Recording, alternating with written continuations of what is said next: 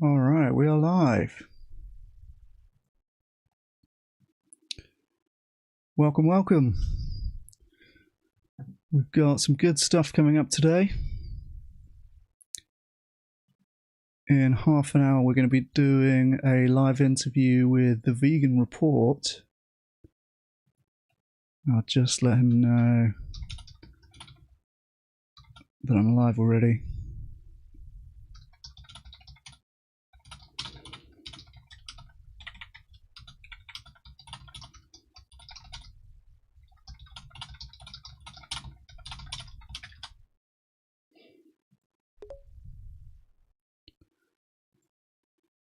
All right, good stuff.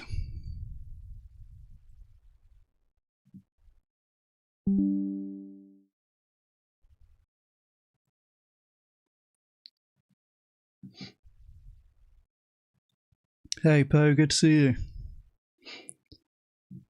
Thanks for joining. Hey, Miss Teaspoon, how's it going? Teaspoon, I love that. Thank you for the LinkedIn ad. I think you added me on LinkedIn. We've got some good news to go through today.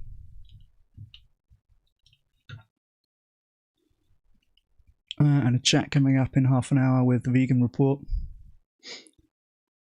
Let's start out with a little bit of Fast Action Network. Let's keep the streak going. Looks like we've got 4 new things on here, so we'll whip through these quickly.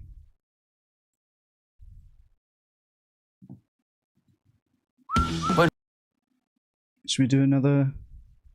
Nah, let's not watch the ads. Balls to that. Nice, check it out. Look, we've got a few animal welfare commenters on here already.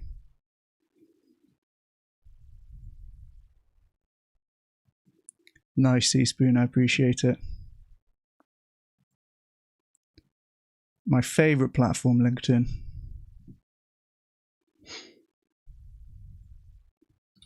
Based, another person doing Fast Action Network here.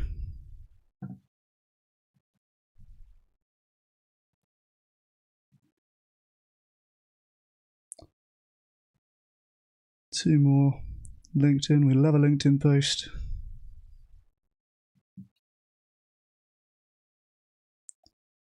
There's some good news that's filled up. I've been checking my usual platforms for some good headlines, and we've got a few. Hey Andrew, how's it going? Nice to see you.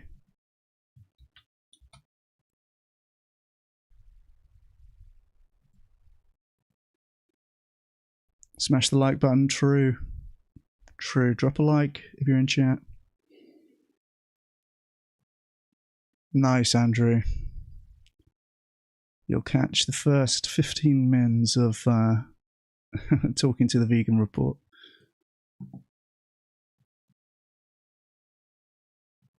And we've got some good content before then as well. All right. Boom. We're up to 479 points on the 11-week streak on action.thehumaneleague.org. We got a win last week from Ahol Delhaize, who have now committed to going cage-free in their supply chain with reportable targets and everything. Feels real good when a company caves on a campaign that you've been working on. Makes it very real, makes it seem like we're really doing something here. So well done everyone who's taken part in Fast Action Network. One of the easiest ways that you can make an impact for animals.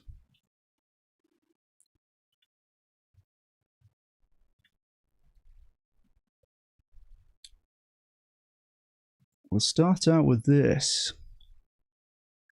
Rogue Pet. Magic Valley debuts Australia's first cultivated meat for dogs. Let's go.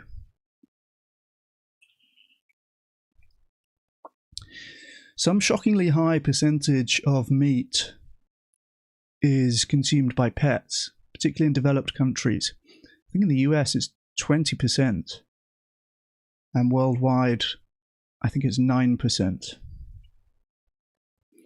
I know this because someone on my team is very into alt proteins for pet food. So yeah, 9% worldwide of the meat that's being produced is not fed to humans but to pets. And pet food is a particularly promising avenue for alternative proteins, partly because the regulatory pathway is much more straightforward. So here in the UK, we actually already have cultivated meat approved for sale, but only as pet food, not yet for human food. And Australia actually has already approved cultivated meat for humans, but here we've got Australia's first cultivated meat for dogs. So let's read about it. Australian startup Magic Valley has launched Rogue Pet, a brand of cultivated meat treats for dogs to generate early revenue. The first drop of products has sold out within a week. Let's go. Really good signs for this. Yeah, to generate early revenue. So this is a strategy for cultivated meat companies who are waiting in the regulatory process, which can take a couple of years. And with a much more straightforward path to market for pet food already, they can generate revenue before, like while they're waiting for the human food approval to come through. So this is what we're seeing here in Australia. As it advances its cultivated pork platform for humans, Melbourne-based Magic Valley has unveiled a new pet food brand to enter the market and create early revenue for the business. On its 6th anniversary, the food tech startup has begun selling dog treats under its Rogue Pet brand, marking the first time cultivated meat is available for pets in Australia. Now, it's a little less exciting since they already have cultivated meat for humans. If you really wanted to, you could be buying that and feeding it to your dog already, I guess. But, this is specifically produced and branded for pets. So, we'll take it. On its 6th anniversary, the food tech startup has begun selling dog treats under its Rogue Pet brand, marking the first time cultivated meat is available for pets in Australia. It gives us a way to demonstrate real traction, real customer demand, and real revenue today, while staying aligned with a much larger long-term opportunity in cultivated meat, Magic Valley founder and CEO Paul Bevan tells Green Queen. The hybrid product, marketed as Training Bites, combines cultivated pork with oat flour, apples, sweet potatoes, and brewer's yeast. It's being released in fashion-style drops, with each 50-gram pack priced at 15 Australian dollars, $10.60 US dollars.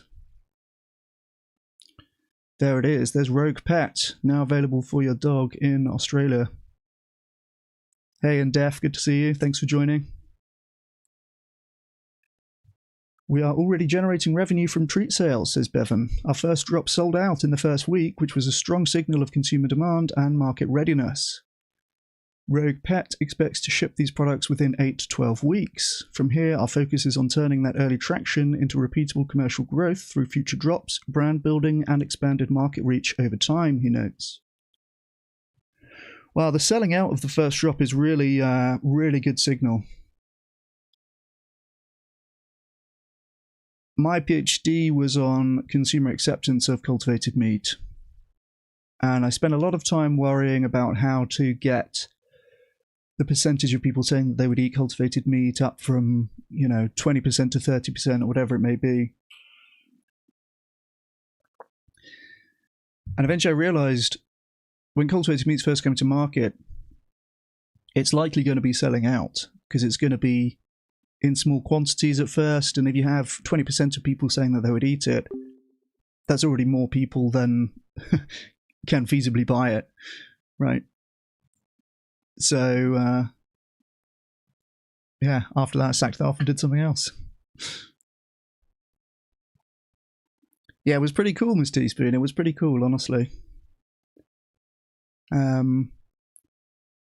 And although I've evolved my thinking on that topic to where I think it's not a problem in the same way that I kind of thought it was definitely valuable to spend so much time reading about that and the surrounding issues and sort of psychology of meat consumption in general. Why Magic Valley forayed into the pet food space?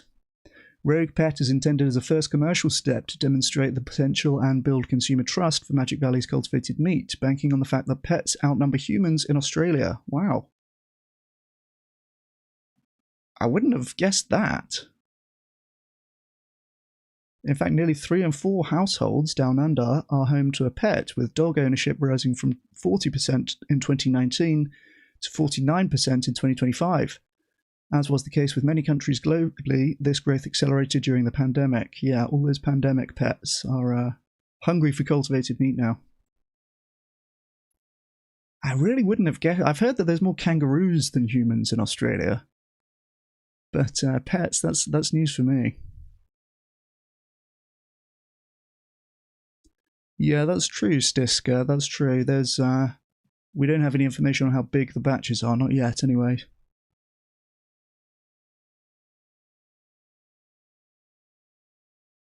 Oh, really, Andrew? Damn.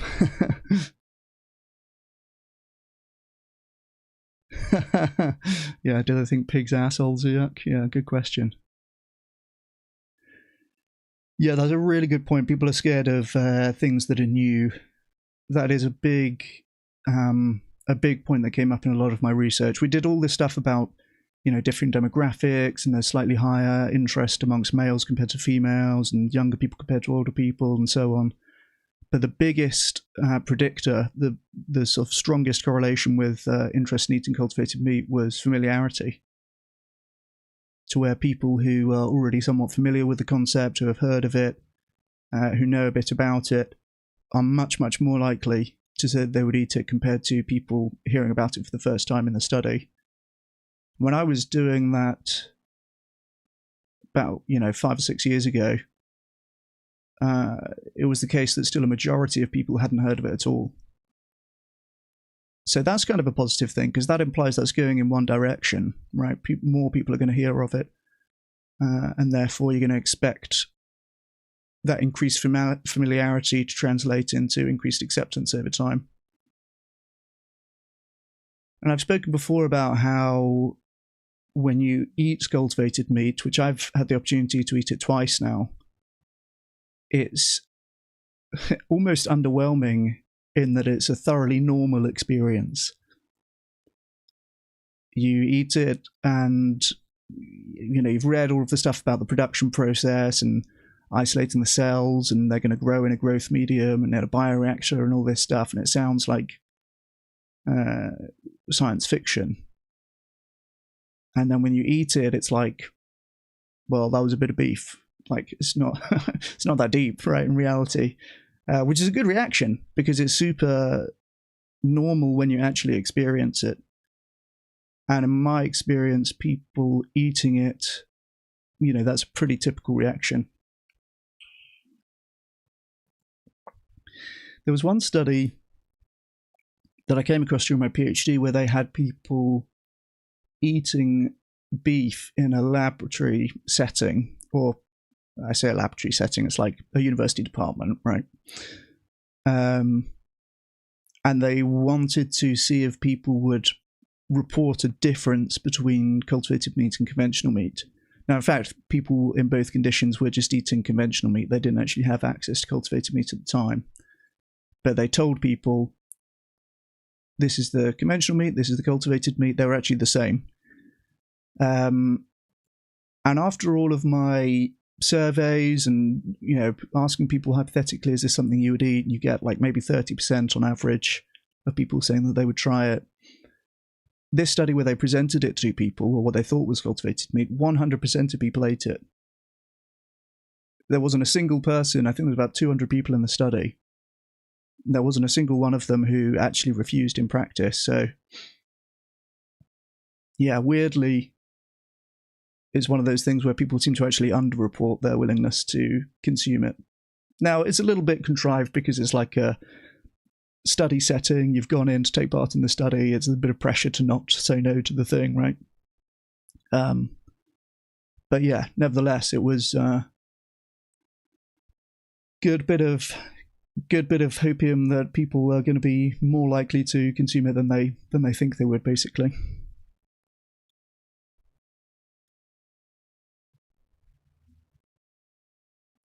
There's some empirical basis for thinking initial adoption among the wealthy will make people less likely to adopt it as production costs come down.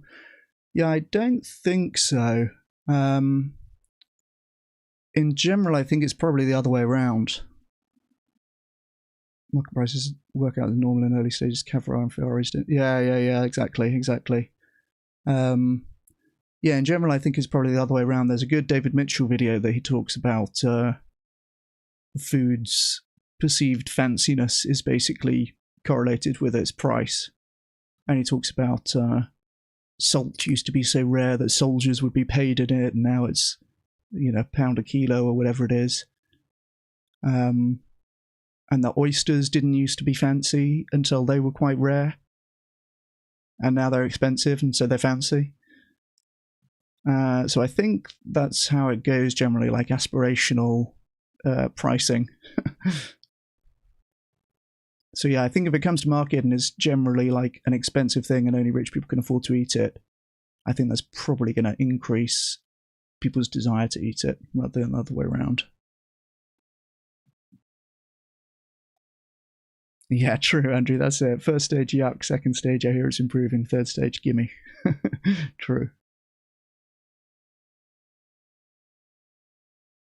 Yes, that's right, Teaspoon. They asked people to rate both samples, and I think that weirdly there was some difference in their ratings between the two. I'm pretty sure they actually rated what they thought was cultivated meat as being tastier. Again, they were just the same thing. But I think there's a bit of like comparison to their expectations there. If they're expecting it to be worse and then it's the same, they think that it's better.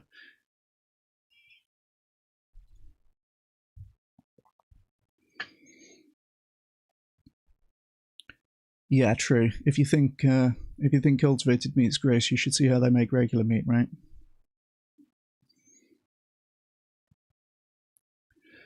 But it's also a marker of the shift towards pet parenting over kids globally. Okay, based.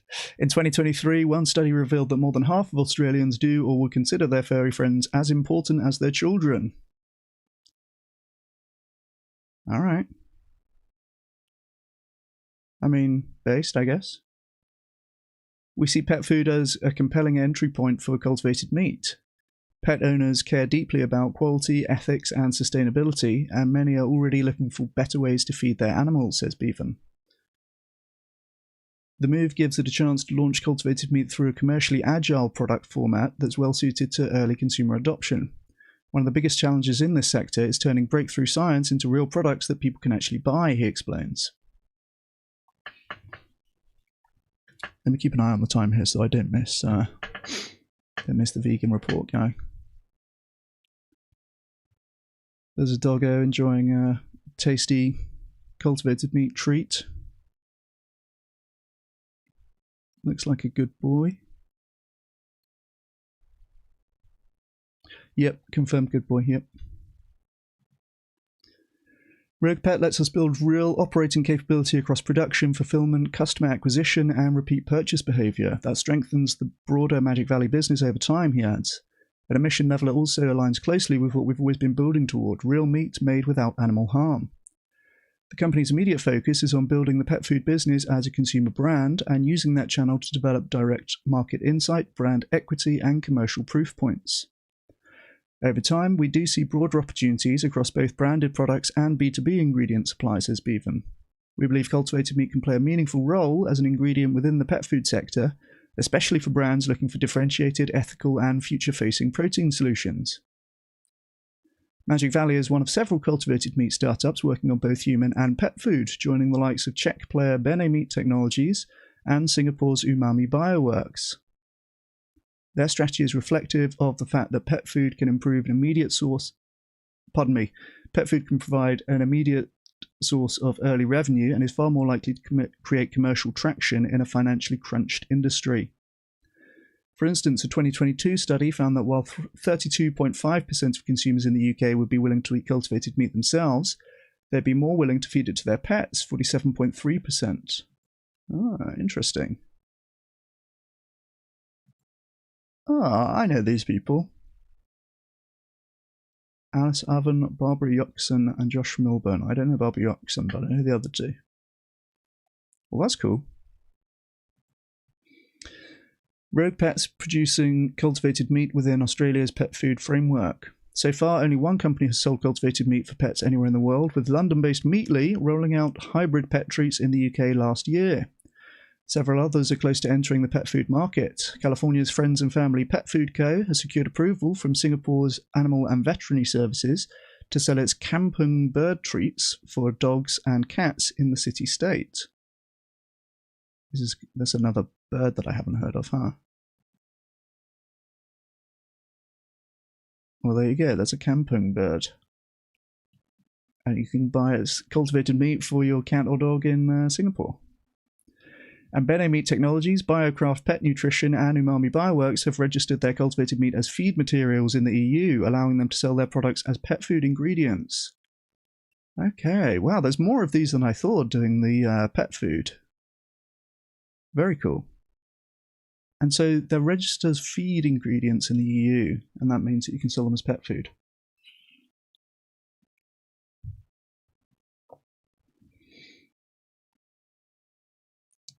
I wonder if that's a case of, at some point the livestock industry has lobbied to make it very easy to register new types of food as animal feed. And now now the cultivated meat industry is going to be able to benefit from that. In Australia, pet food regulation is mostly confined to voluntary standards developed by the Pet Food Industry Association of Australia. Interesting, okay. Pet products and human foods sit within different frameworks and have different requirements, so they're best understood as separate pathways, explains Bevan. It's less about a single product-specific approval and more about ensuring the product is developed, manufactured, and marketed in line with the relevant framework and standards for pet products in Australia. Rogue Pet is currently being commercialised in Australia within that framework, he says. We assess pet food and human food separately and approach each according to its own requirements, timing, and commercial priorities, he adds. Our focus right now is on building the business responsibly and in line with applicable requirements while continuing to advance the broader Magic Valley platform. Magic Valley seeks funding as it makes human food progress. To produce its cultivated pork, Magic Valley eschews fetal bovine serum and leverages induced pluripotent stem cells. It takes a small sample of skin cells from a living animal, which are expanded and converted into iPSCs that are then differentiated into muscle and fat. Okay, nice. So this is like two of the major animal welfare concerns when it comes to cultivated meat.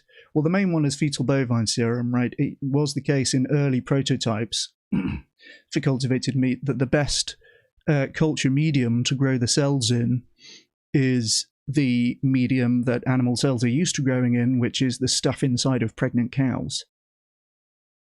And so with the early cultivated meat prototypes, they were almost certainly killing more animals than they were than like conventional meat of the same quantity would have been, because they were grown in fetal bovine serum, which entails killing a pregnant cow. But in the long term, the industry has always been, moving away from that, and I believe it's the case that all the commercially approved products currently do not use fetal bovine serum. Of course, you lose all of the animal welfare benefits and the environmental benefits if you're relying on serum. And so, yeah, cultivated meat companies have always intended to move away from that. And it looks like Magic Valley has done that successfully. So that's the first thing. That's the main thing, really. And then the other thing is the animal cells, which... to me, this is one of those marginal things where you can take cells from, what's it called, a biopsy from an animal, and use those cells, in which case it's, a little bit invasive and causing some amount of pain to the animal. And so, strict vegans might not appreciate that or approve of that. Even though I think pragmatically, here you're going to gain some cells where you can now produce like thousands of times the amount of meat. So, it's going to be a worthwhile trade-off. But even then, cultivated meat companies have generally moved towards more ethical means of obtaining those cells. So we watched the Upside Foods, Mr. Beast eating the Upside Foods cultivated chicken, which comes from an egg. and Magic Valley are getting it from skin cells. So presumably that's very non-invasive for the animal involved. And again, it's producing thousands of times as much meat as you would get from one animal. So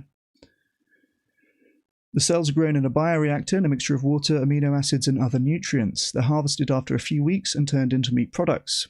These can be made repeatedly from the original cell sample, since iPSCs can grow indefinitely. According to the startup, its process can reduce emissions by 92%, land use by 95%, and water use by 78% compared to conventional meat.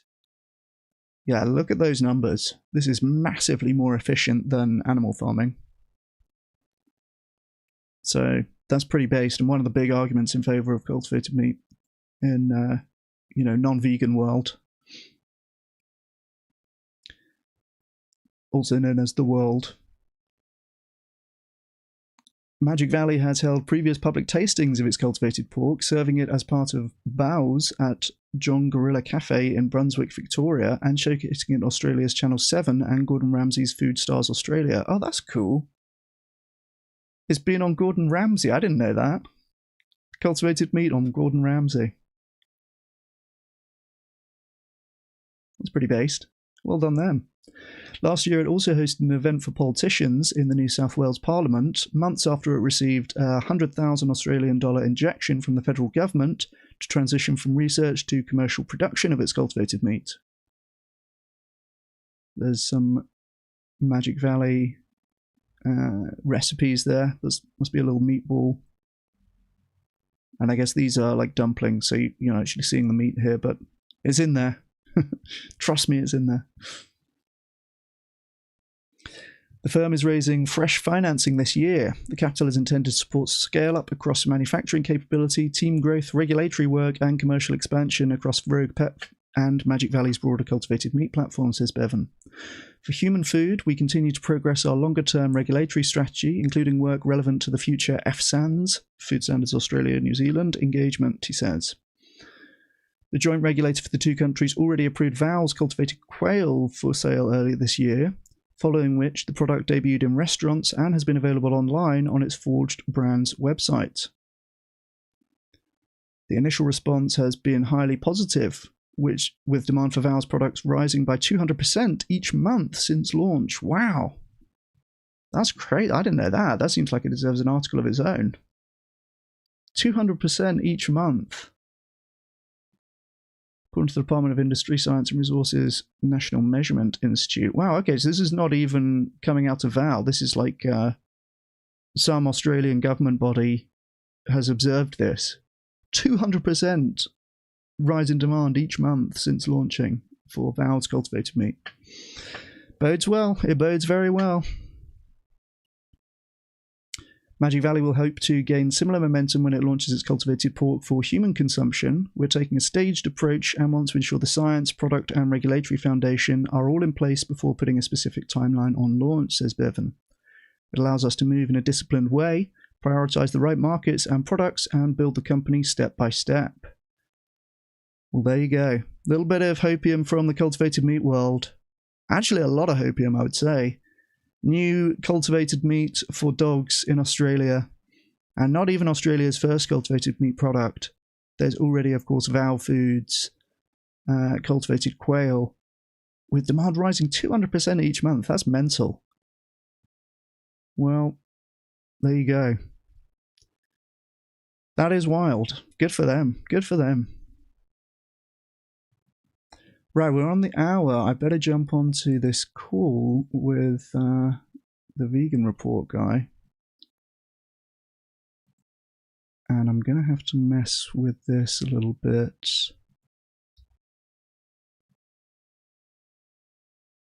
There I am. There's my cereal I scoff in the background. Could have been worse. Alright, matey boy's waiting already.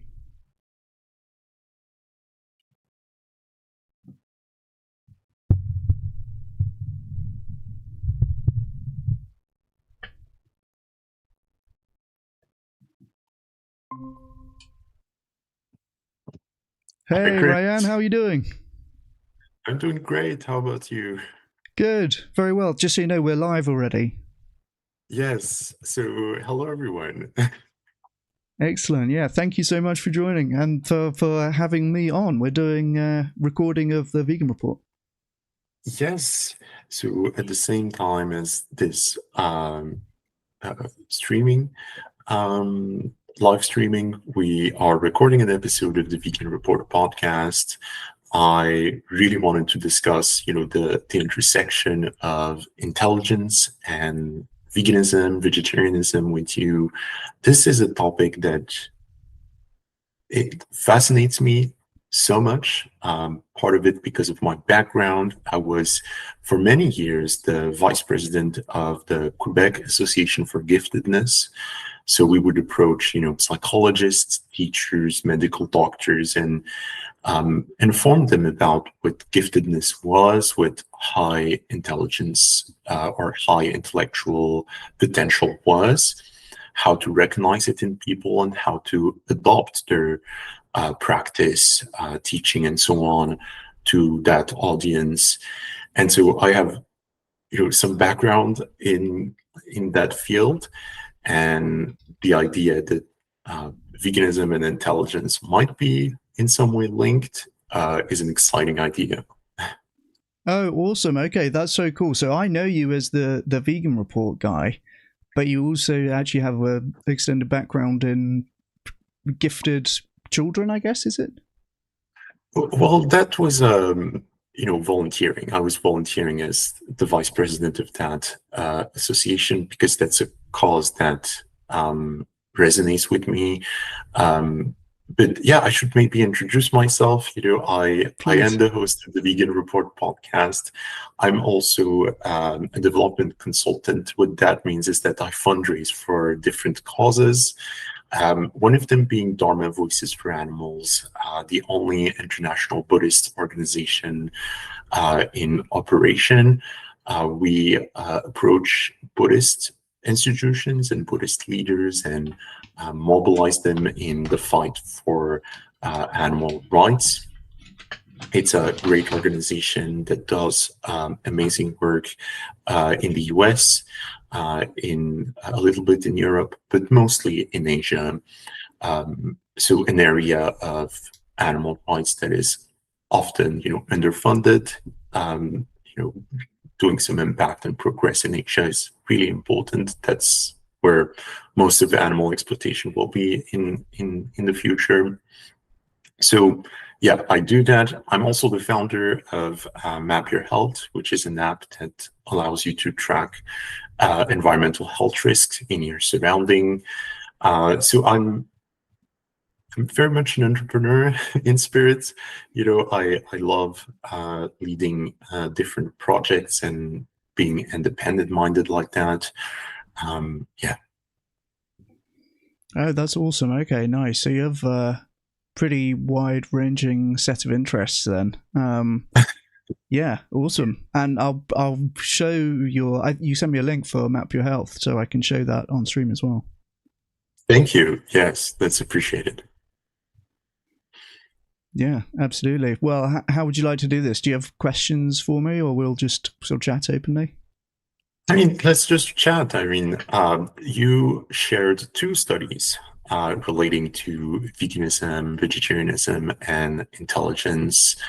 The first one was co-authored by that Gale professor, who I tried to get on my podcast. I messaged her, I sent her 1,000 emails, but she never responded. And I feel like there was some tension between the researchers in that, in doing that research. I don't know why. I'm reminded of reading something about how there was tension between those researchers, how they did not agree on lots of things about animal rights and veganism and all of that.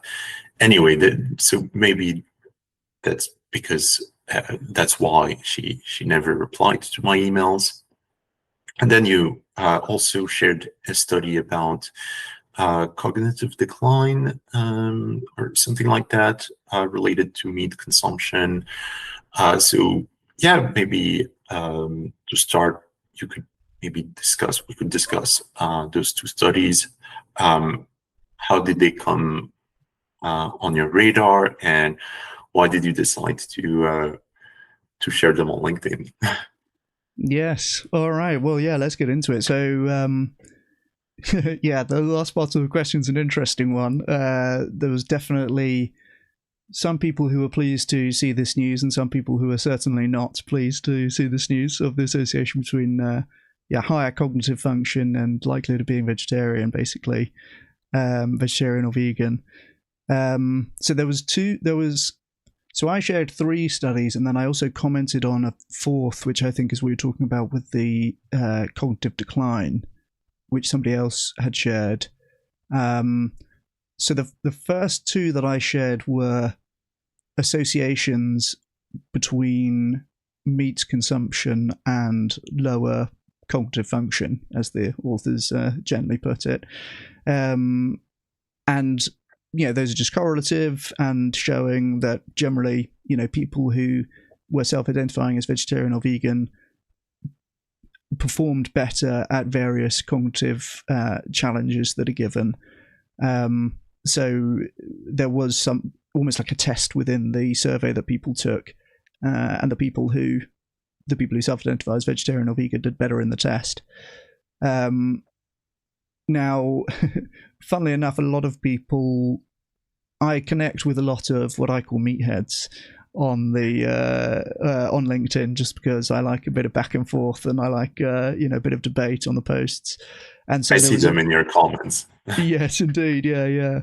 And so there was a lot of them coming on, and the main thing that they seemed to be commenting was that this is correlative and it's not proof of causation, which to me was kind of strange, because I had never interpreted these as being you will become more intelligent if you go vegetarian or vegan. That's not what I ever thought of it. I always assumed that if anything, it's probably the opposite, right? If you have some level of intelligence which is largely genetic, and if you have a higher level of intelligence, you're more likely to go vegetarian or vegan. So I was kind of always thinking of it as the other way around. So the main bit of criticism that I was getting from the meatheads, I didn't really think was particularly relevant. Yeah, I mean, that's so weird, because when it comes time to define intelligence, we don't agree on much, but we do agree that it is biological. It's genetics. You're born with a certain level of intelligence, and it's a constant in your life.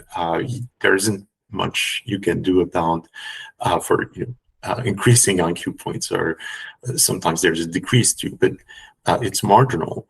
So yeah, you can't become more intelligent by eating a vegan diet. That should be a given.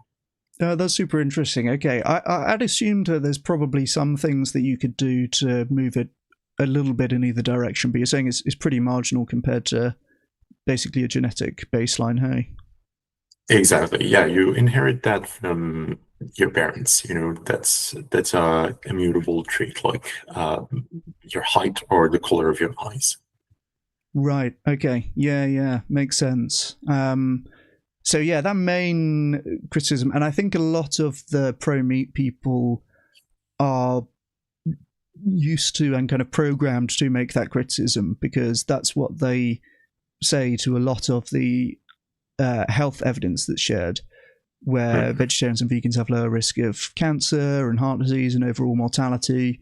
And they like to say, well, this is associative, it doesn't prove causation, right? Which is true in a sense, but if you have a ton of epidemiological evidence showing that there's these associations with living longer, basically, and eating a plant-based diet, and then you have some plausible mechanisms by which that happens with LDL cholesterol and stuff like this, and you do have some randomized studies where you see eating meat or eating plant-based meat instead of meat will lower LDL cholesterol and lower BMI and stuff like this over a relatively short period, it starts to build a pretty solid case that, okay, there probably is some causation going on here.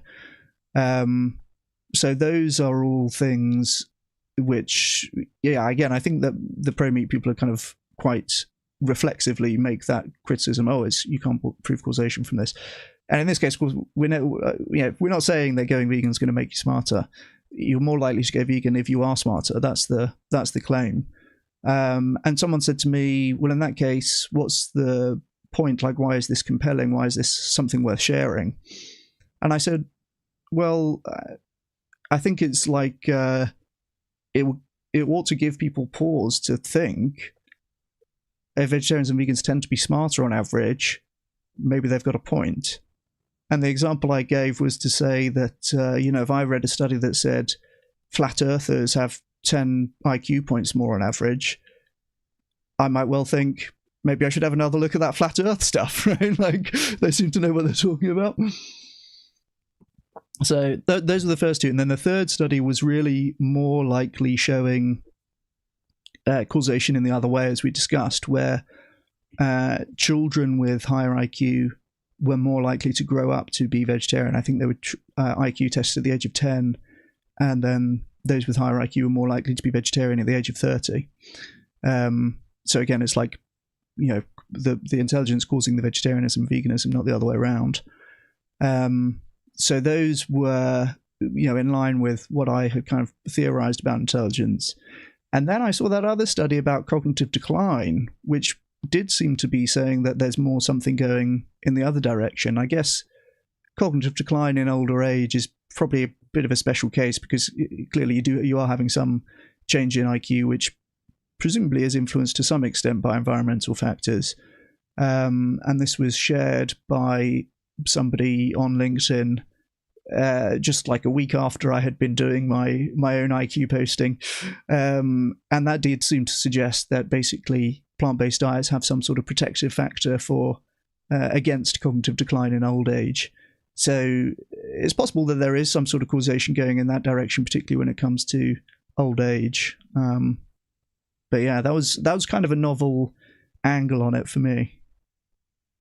Well, I don't know, how much we can differentiate intelligence and certain cognitive functions like memory. I think it's expected that you will lose certain abilities going up because of aging and also environmental factors. If you hit your head, or if you decide to make a career out of boxing, then Right. expect, to lose some cognitive abilities. But then does it affect your intelligence per se, like your intellectual potential? I don't have an answer to that question. Yeah, interesting. And there's a bit of different types of intelligence and different types of cognitive functions that, from my understanding, they tend to correlate together, such that like higher IQ people will tend to have better memories, although they're distinct functions. I'm interested to hear more from you about like what you think of all of this as the intelligence expert here. I mean, I'm not an intelligence expert, but I've read more about this topic than most people. And yeah, I think there are so many preconceived ideas around intelligence. The reason why that association I mentioned earlier, the Quebec Association for Giftedness, exists is because many people who are born gifted are not born with the psychosocial framework to manage their giftedness and their cognitive abilities. What do I mean by that? Well, I've seen so many cases of, let's say, school children getting bored out of their mind in the classroom and developing some behavioral issues from that. And so they can't follow what the teacher is saying because they are already, 10 steps ahead. And so they start doing other things. And then the teacher notices that behavior, doesn't know a thing about intelligence or giftedness, and so recommends the child to a psychologist who also doesn't know a thing about giftedness, and the child gets diagnosed as ADHD, or I've seen schizophrenia, I've seen dissociative disorder. There's a long list of false diagnoses that are put on gifted people, and it's damaging. They carry that their entire life, ignorant of their own self, and so yeah, there is that. I've seen so many cases of self-sabotaging. So you have school children who are trying to fit in, and in order to do that, they stop using big words. Um, they put the wrong answers in exam questions because they don't want to be the child with always the A plus. They feel like that would ostracize them even more. In some schools, they will take the child and put that child in a higher grade, and that may be damaging to the development of that child, because all of a sudden you're within another age group. And so it is a struggle. It's an incredible struggle when you start getting into the nuances of what it feels like, and what is it like to be a person with a giftedness or higher intellectual potential. By the way, the definition for that, the clinical definition for that is basically being, if you have like a curve in IQ distribution curve, the bottom 2.5% here in Quebec, Canada, the number that we have selected is 2.5%.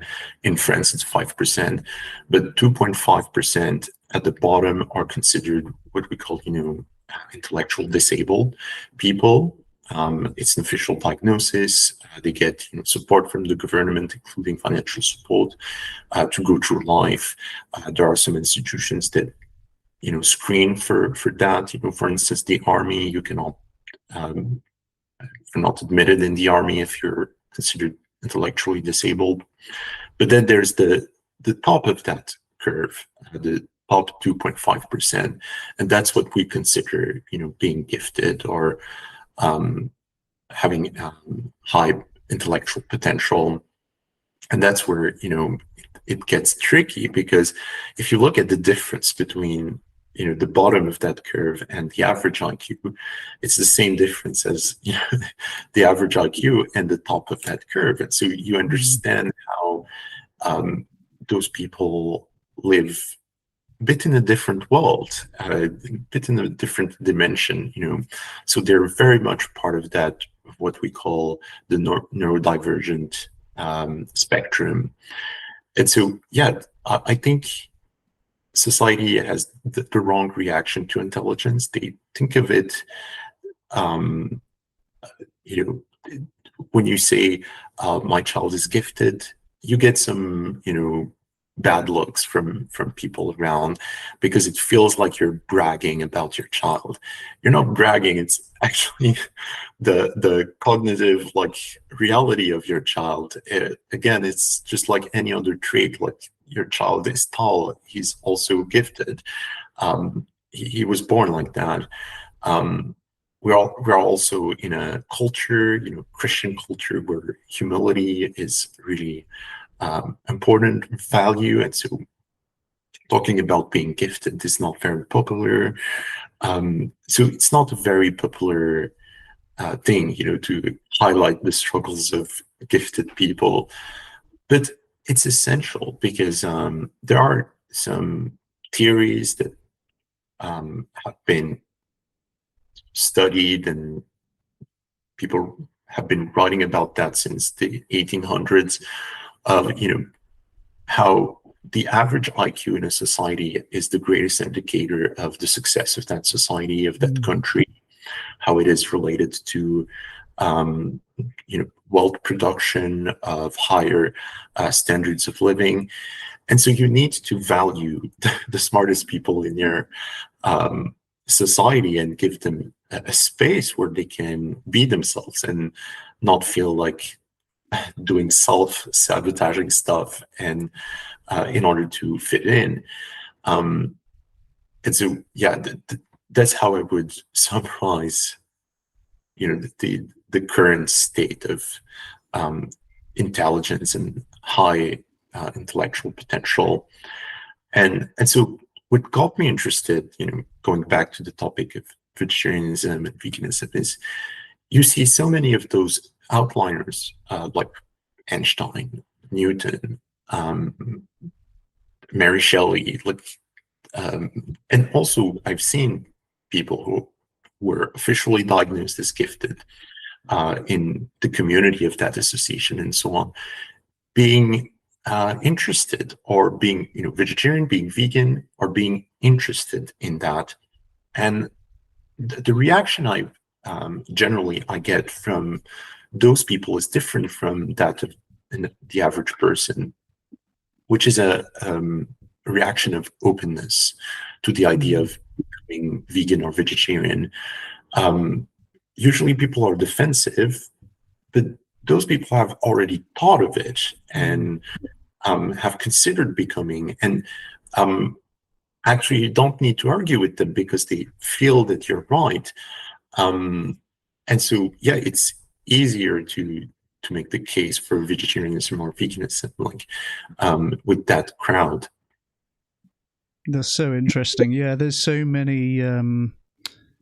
Wow, there's so much in there. I'm sure people listening will be pleased to know, people with all of their various mental health diagnoses will be pleased to know they're in fact just gifted.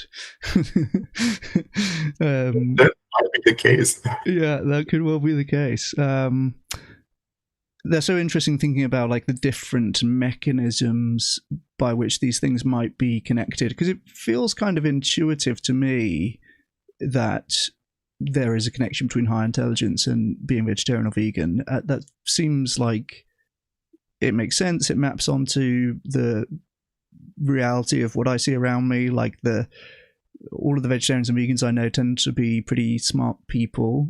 There's a little bit of selection effect because I work in the field, and so they're all professionals and stuff like that. But certainly, if I think of the stupidest people I know, there's a very low rate of vegetarianism and veganism amongst them. The openness thing is definitely something that's been proposed as a mechanism for that. Critical thinking also, where it's much easier to accept for you got to be careful with the polite words to speak about this, but average intelligence people, let's say, there's lots of signals that, well, everybody else eats meat and so it must be fine. That's kind of a mid-wit way of thinking about it, right? And that seems to be correct, and doesn't, you have to be a little bit smart to think, well, actually no, that doesn't follow, that's not how that works. Sensitivity also, somebody has proposed, more intelligent people tend to be more sensitive, and more sensitive people to tend to be more empathetic, I guess, more likely to be vegetarian and vegan. So there's all of these potential plausible mechanisms that connect the two. I've also heard it said that, I don't know how true this is, but higher intelligence people can actually be better at doing cognitive dissonance and motivated reasoning, because if I want to think of a reason why it's okay for me to eat meat, well, I can think of loads of them straight away because I'm smart, right? So there could be some things going in the other direction, but that's not what you see reflected in the data, where you'd see all the intelligent people are less likely to be vegetarian.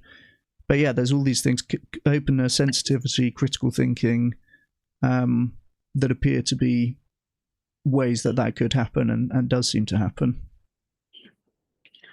Yeah, and we should say, being smarter doesn't mean that everything you do or say is smarter.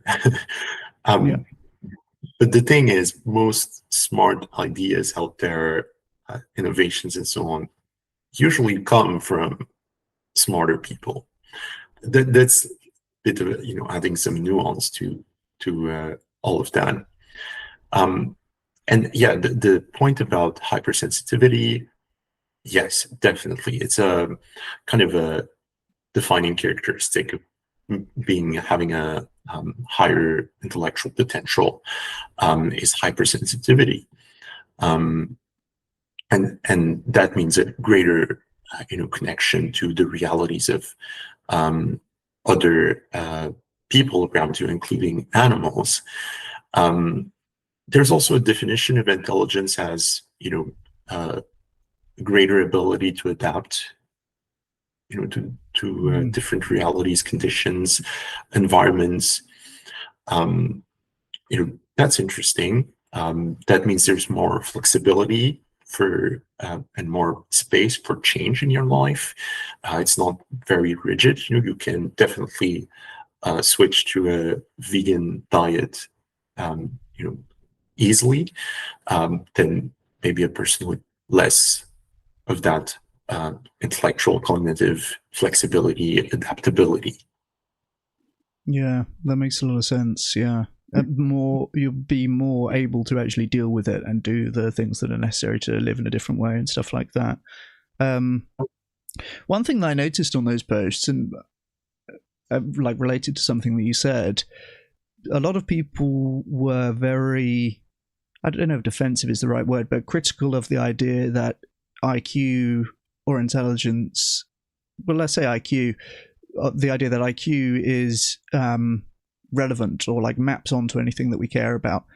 It seems to me kind of obvious that it would, right? You're going to tend to be able to have a higher income and have like pretty more able to maintain social relationships and stuff like this. Like, I would have thought that IQ is awfully well correlated with a lot of the different outcomes that we might care about, but a lot of people seem to contend that that's not the case. I don't know if that's just cope or what do you think of that? I think it's a stupid idea. That's what I think. As a baseline, SAT scores. I don't know if you have that in the UK, version of that, but academic success. Most exams in the academic field, are basically IQ tests. If you do good in those exams, well, you get better grades and better chances in life because you have a higher degree. So just as a baseline, we can agree that that is a true, sign of success. If you're able to succeed in school and succeed in completing those little IQ tests, then you'll get better prospects in life. And then there is a lot of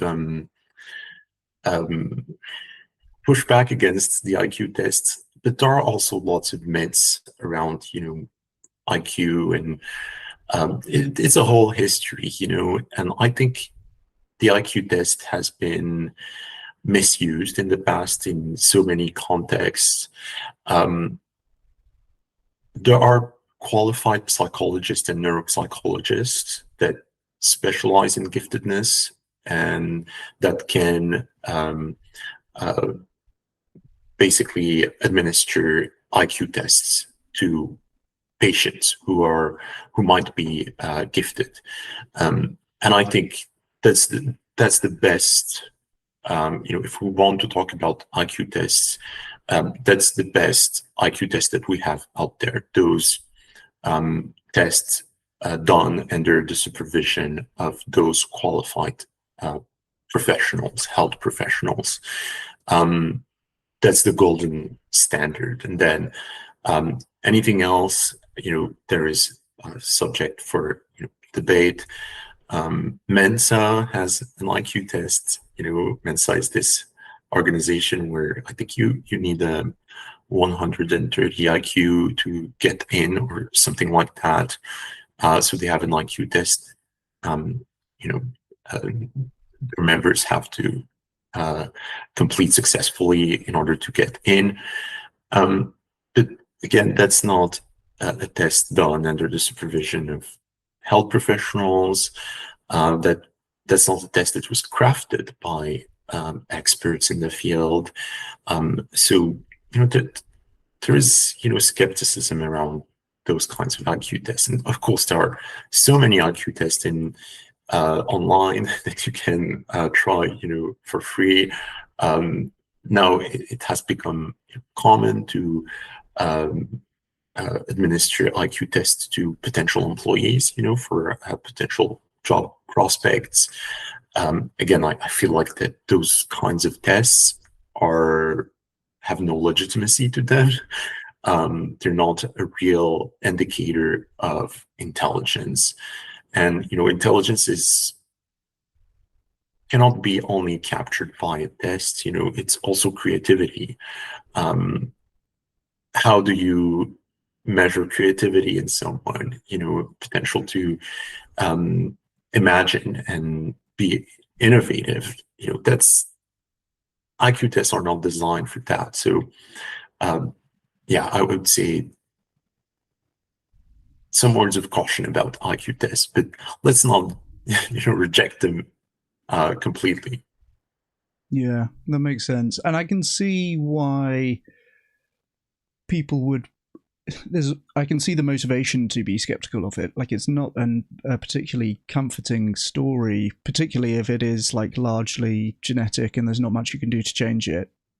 I can see why people would not want to believe that this is something that's going to be heavily correlated with all sorts of success in your life. But yeah, you mentioned about the school tests and the military tests and everything. Like, clearly, this is something that's considered by institutions to be of relevance. So yeah, I think I would be terribly surprised if IQ is not like important in a lot of things that we care about in life. But it's also kind of, I can see why it's fraught to talk about. I can see why it's like not politically correct to talk about like meat eaters having a lower IQ, for example. I agree. And, the thing is, again, those preconceived notions about intelligence is just a trait. Like, well, it's more fundamental to your identity than height, because it's your cognitive structure. It's deeper than that. But, it's what are your priorities in life? Is it, do you want to be happy? Because being intelligent is not, a guarantee of happiness. Far from it. There's so many studies that show how smarter people get more depressed, more anxious, and the list goes on. So, which also kind of makes sense. Yeah, yeah. I mean, and even the flavor of depression that smarter people experience is one of the worst ones, which is existential depression. How do you Right. how do you address existential depression? That's so hard not to crack. So yeah, it's just one other trait of your identity, and I think we put too much emphasis on that. Yeah, that's interesting. Actually, that's interesting to mention because I've seen research talking about a link between vegetarianism and depression. And I think that is the likely mechanism, right? It's not I don't think it's ever been proposed that it is some sort of nutritional deficiency that makes you more likely to be depressed or something like that. It's more like, well, both of those things are correlated with higher intelligence or higher sensitivity. If you have that kind of mind, you're more likely to be a vegetarian, and you're also more likely to be depressed. And that's like the link between those things, rather than anything else, which, people like to suggest all sorts of reasons why that might be. But yeah, that makes a lot of sense. Well, do you think that, bottom line, talking about veganism and vegetarianism as something adopted by, more intelligent people, do you think that harms the cause, or will get, more positive attention around the cause? Yeah, it's a good question. I'm open to it being either way on this. Somebody said to me, vegetarians and vegans already suffer a bit from their reputation of being holier than thou and high and mighty and stuff like this. And maybe this is not really something that, like, an idea that you want to be popularizing, which certainly could be true.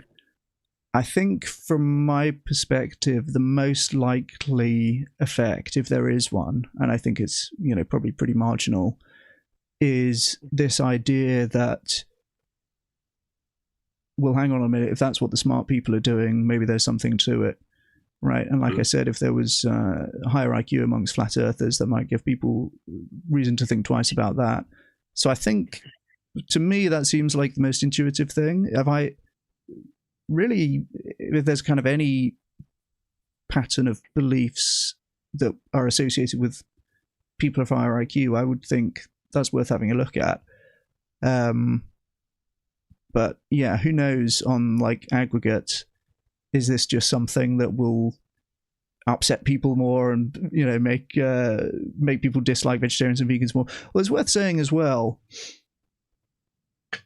I think that people can put too much stock in what makes vegetarians or vegans more likable. Like, certainly that's relevant to some degree. You do want to be the type of person that people want to be like, I suppose, is how that translates onto kind of advocacy. But I really think that people can do that too much to the detriment of other things. Like, if you're encouraging people to look at factory farming and slaughterhouse footage, people don't like that, and people won't really appreciate if you hold that up to them while they're eating their dinner. But that will make them more likely to go vegetarian or vegan if they are forced to look at it. So, you know, likability for if you're vegetarian or vegan can only get you so far, I think. And, you know, there's people. It's nice to be liked, right? People like to be liked, and people. It's nice to be nice and stuff like this. I think that, especially probably vegetarians and vegans tend to be, I actually haven't looked at data on this, but I imagine more agreeable and more like, you know, wanting to have peaceful interactions and stuff like this. So I actually don't think that it comes very naturally to the type of person who goes vegetarian or vegan to do the confrontational kind of activism, for example. And certainly it doesn't probably make you more likable, but I do think that it's a good thing from the perspective of animals. And so, yeah, I think it's, if I had to bet, and again, I'm kind of guessing here, if I had to bet, it would be a similar thing on pointing out that vegetarians and vegans tend to be more intelligent. That it may not make you the most popular person in the room to say that, but it might well be giving people pause for thought and thinking maybe that's something I ought to think about more. Interesting, because I know that the other side, you know, big ag or pro meat people, they often use intelligence as an argument to promote meat eating, and they use it to disparage basically becoming vegan or vegetarian. They talk about eating plants as, you know, a trigger for reduced cognitive abilities. The Jordan Peterson of this world talk literally about brain shrinking. You know, I've heard that a lot. So they are using intelligence against us. So why not, you know, fight fire with fire? Yeah, 100%. Well, I mean, so I actually haven't heard too much of that version. I've heard people say, you know, eating meat enabled us to evolve our brains and stuff like that, which, okay, that's not going to be that relevant for today's context, or like on an individual level, is this going to make you more intelligent or something? People often try to make that inference, but yeah, it only works on stupid people, I guess. But yeah, I think I agree with the spirit of what you're saying. There's definitely all sorts of things in this category where the idea is tell vegetarians and vegans, shut up about that. And we know that we can kind of get you to shut up about it if we give you the idea that it will be bad and hurt vegetarian and veganism, right? People say, oh, if you show me the slaughterhouse, I'm going to eat more meat. It's like, are you really going? Presumably you're eating as much meat as you want to eat. Are you going to now eat more meat than you wanted to eat because a vegan upset you? Like, probably not, right? So I think that more often than not, those kind of like hypothetical dangers of bringing up ostensibly pro-vegetarian or vegan talking points are just that, like efforts to put you off from talking about it, I've seen a bunch of evidence that looking at slaughterhouse and factory farming footage makes people more likely to go vegetarian or vegan. Like it seems too obvious to say, and yet it's like not a rare idea that actually that's going to make people dig in and give people cognitive dissonance, and they're going to be more likely to eat more meat and stuff like this. Like that's just bollocks. And that is exactly what I would say if I was trying to get vegetarians and vegans to shut up about that, because I don't want them to say that, because I want my meat company to sell more meat, for example. So I always try and think about like what would the other side do, what the other side's saying, exactly as you mentioned. And yeah, I think it's too easy sometimes to put off vegetarians and vegans from doing the thing that is very effective by kind of just lying and saying that it's not effective or that it's counterproductive. That's such a relevant point, because we behave too much as if the enemy, so to speak, is inactive, is passive, completely passive, and is not listening. Like I've had a discussion with a guest once. Like I feel torn about having those all of those great animal rights activists on my podcast, including you, to discuss animal rights activism, because I know that Big Ag might be listening to all of those conversations and taking notes, as they should be doing. Yeah. And so am I helping the enemy by putting everything, on public display? Am I doing more wrong than good? I don't think so. I think certainly once you get to a certain size of audience, it's sensible to assume that the enemy is listening to anything that you're doing publicly. There ought to be a lot of stuff that we don't necessarily say publicly that is useful for us to know inside the animal movement, but that we wouldn't publicize or like want to make a headline out of, for example. But you'd hope that your guests are kind of exercising some discretion and not saying those things publicly. But yeah, I think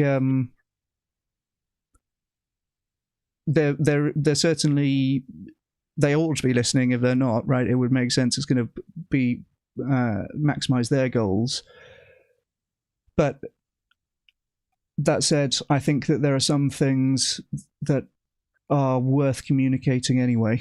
And yeah, we're speaking more to the people on our side, and we're speaking in mind with that the enemy might be listening. But we can't let that stop us from speaking to each other at all publicly. There's a bunch of stuff that's useful for us to say publicly and useful for us to promote and pay for posters and get the message out as far as we can. Then there's a smaller set of stuff that's useful for us to say to each other in private, but not on a live stream. So yeah, then there's stuff that you should probably keep between yourself and your God, I suppose. Well, that reminds me of the Animal Liberation Front press office, North American press office. If you visit their website, they have a whole section dedicated to online privacy and how to, stop some prying party from, stealing data from you, or surveilling you, or spying on what you're doing. And, I haven't found that anywhere else. Those steps we could take of cybersecurity, for instance, to just protect ourselves against the big ag hackers out there who might be, interested in our data, what we're sharing in our group conversations, and all of that. So maybe that's something we should put in place more widely in the movement. Yeah, that's a good point. I think it's prudent to assume, like in vegan Discord servers and stuff like that, for example, be aware that the enemy might be listening. I've always considered that it would be a great honor to be on some sort of list, some sort of hit list for the animal ag industry. Right? If I start seeing cars with blacked out windows parked down my street, I'll go, good, I'm upsetting the right people, right? But yeah, that's I haven't got to the level yet, I don't think, where security is a concern like that. But I'm guessing that it must be for some of the top guys, some of the Gary Yourofskys and Earthling Eds and stuff like that, they must be. It's prudent to take some amount of security concerns, right? Because again, our enemy is killers, right? We know that. I don't, if one side was going to be more likely to just flat out murder the other, right? It's not going to be the peaceful vegans doing that, is it? So, yeah. Hopefully, I'll get to the stage where that becomes a concern. That'll be an honor. Well, I've asked that once to Dr. Crystal Heat, who is behind our honor, and yeah, she said, "I'm scared. I'm scared of getting attacked or followed or assassinated or something." I'm reading right now the autobiography of Gail. Sorry, I'm forgetting her last name. She was an undercover investigator for so many years. She wrote the book Slaughterhouses, and she mentioned how in many occasions she was scared for her life. Some slaughterhouse owner would find an opportunity to kidnap her or something. So yeah, those are concerns in our movement, definitely. And there are, of course, instances of assassinations and kidnappings and so on that were documented, that happened to some activists. Reagan something from Canada more recently was rolled over by a trucker who was transporting, I think, pigs. The guy did not go to prison for that. Right. I don't think so. So, yeah. I don't know too much about that. I assume that was more of an accident than an assassination, right? Yes, you're right that, it is an accident. It was an accident, but was it really? Well, yeah. I mean, she was in the middle of the road. I mean, mm-hmm. So yeah, that makes you wonder. Yeah, for sure. There's a couple of things to say on that. One is that I think it would be a great shame if people were to not speak up for fear of this kind of stuff and sort of self-censor for the remote possibility that there could be, the wrong person from Animal Ag trying to get your address or whatever else. I think that the other side would love that, and they would probably not throw too much cold water on the idea that that was a deliberate murder, for example, because they might think it's going to benefit us if vegans think that we might bloody murder them, right? And then they'll shut up a bit. So probably they wouldn't mind that idea being out there. And of course, it would be a great shame to have people self-censoring for fear of that kind of thing. For me, I think I would. What's the thing? I'd rather live on my feet than die on my knees. That kind of thing, right? Where I don't think there's any. I think the threats would have to get pretty severe before I would even curtail at all what I talk about. So that's one thing. And the other thing is, it's pretty. If you try to think about what, occupy the mind of somebody who wants to do something nefarious to someone on the other side, right? Maybe if we were to hatch a plan to go and get Mr. Tyson or whatever, right, one of the top dogs,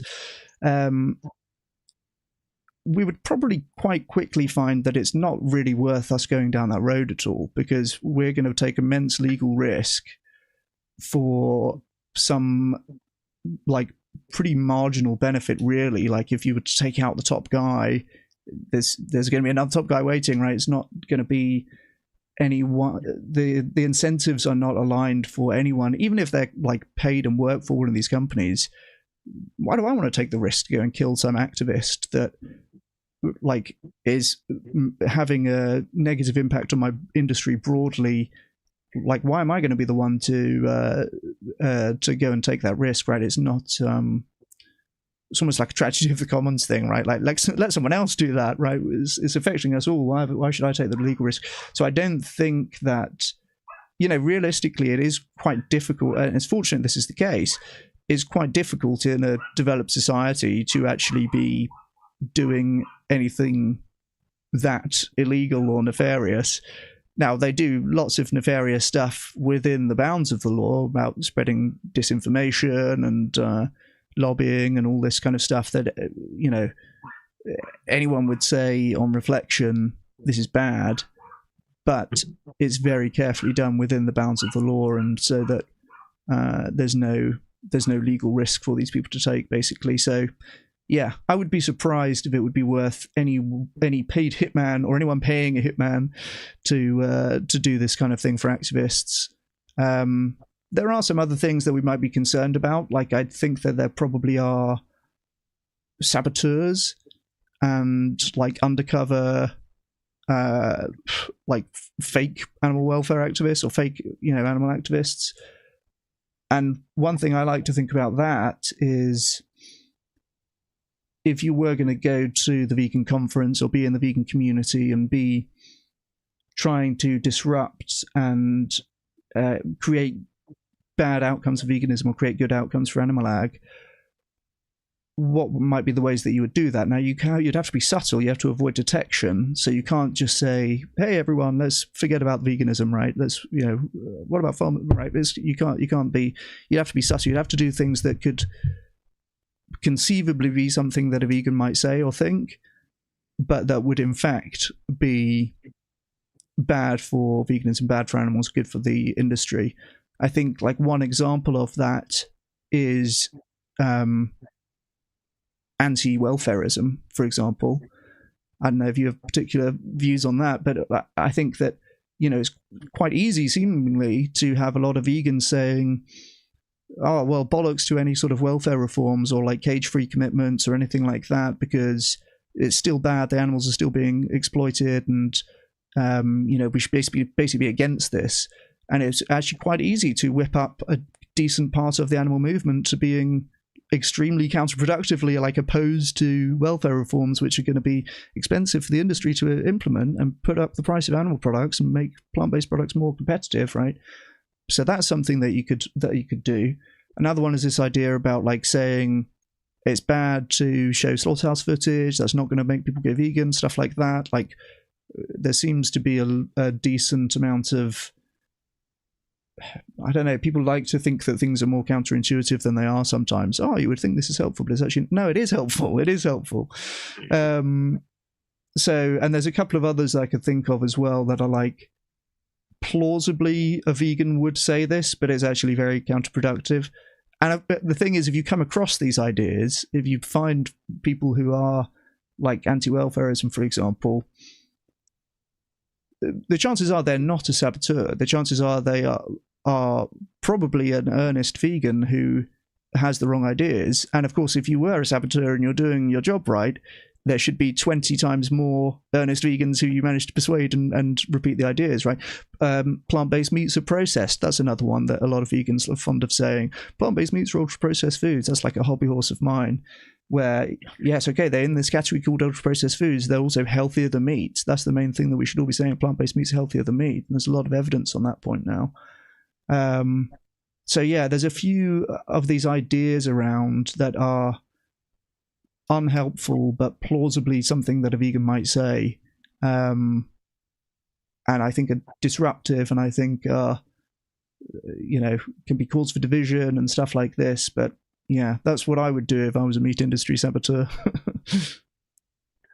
Well, on that, on the website of the ALF press office, the North American press office, they actually have another section called, I think, snitches something, just exposing the many FBI agents that went undercover to infiltrate ALF cells.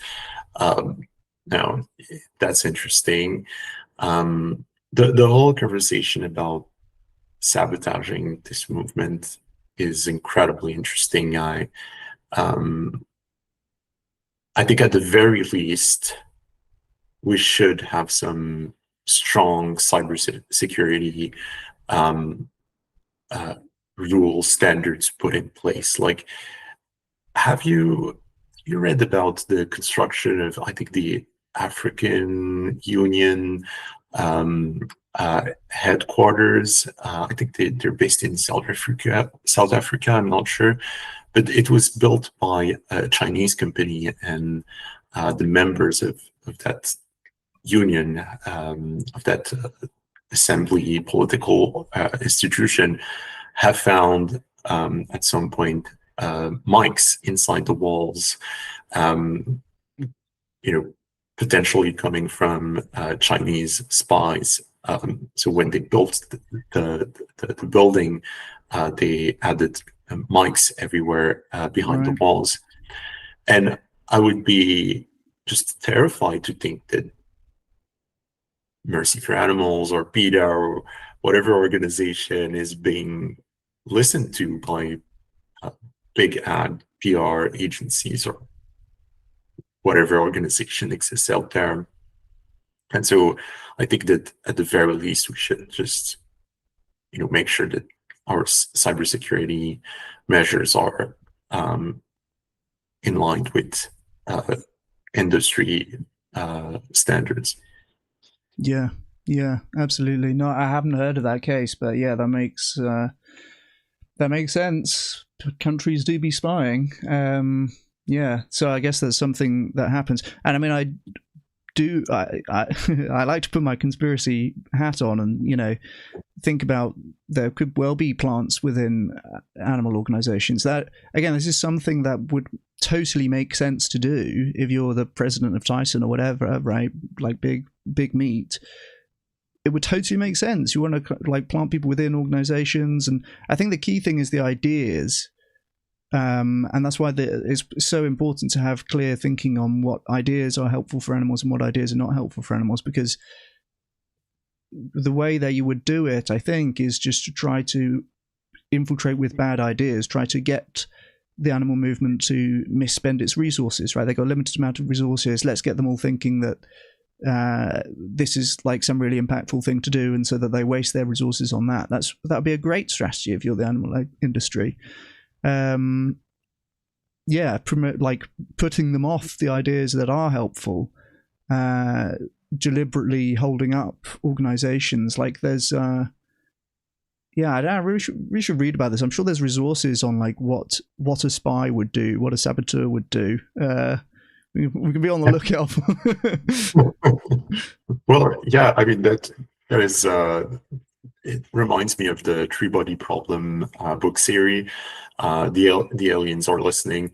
Kind of a tricky situation, and I want to add something about the danger aspect of being in this movement. I do believe that it's rare, that you're attacked or something like that, but I think it's also context dependent. If we're talking about ecologists in Brazil opposing ranchers, then you're going to get murdered. I'm sorry, but there are like thousands of them that have been found assassinated with their entire family. It's horrible. So if you're an undercover investigator, you should be careful again. It's riskier, but if you're just on social media or attending a protest or doing some more safer stuff, I think you can just be effective at that, make an impact, and still make sure to be safe in a safer context. I want to. How much time do we have left? All the time in the world, mate. I've got nothing but time. I'm going to carry on streaming probably after we finish speaking. So we can go as long as you've got time. Well, let me bring back the conversation to intelligence. Another aspect of it is how so many people have titles, like special titles, PhD and stuff, and use that as a way to discredit this movement. I'm a medical doctor at this institution, and I'm here to tell you that eating plants is really bad for you for this and that reason. And I think it's another way of using intelligence against this movement, finding the intelligent people out there and making them say that veganism is silly and bad and the animal cause is stupid. So yeah, what do you make of that?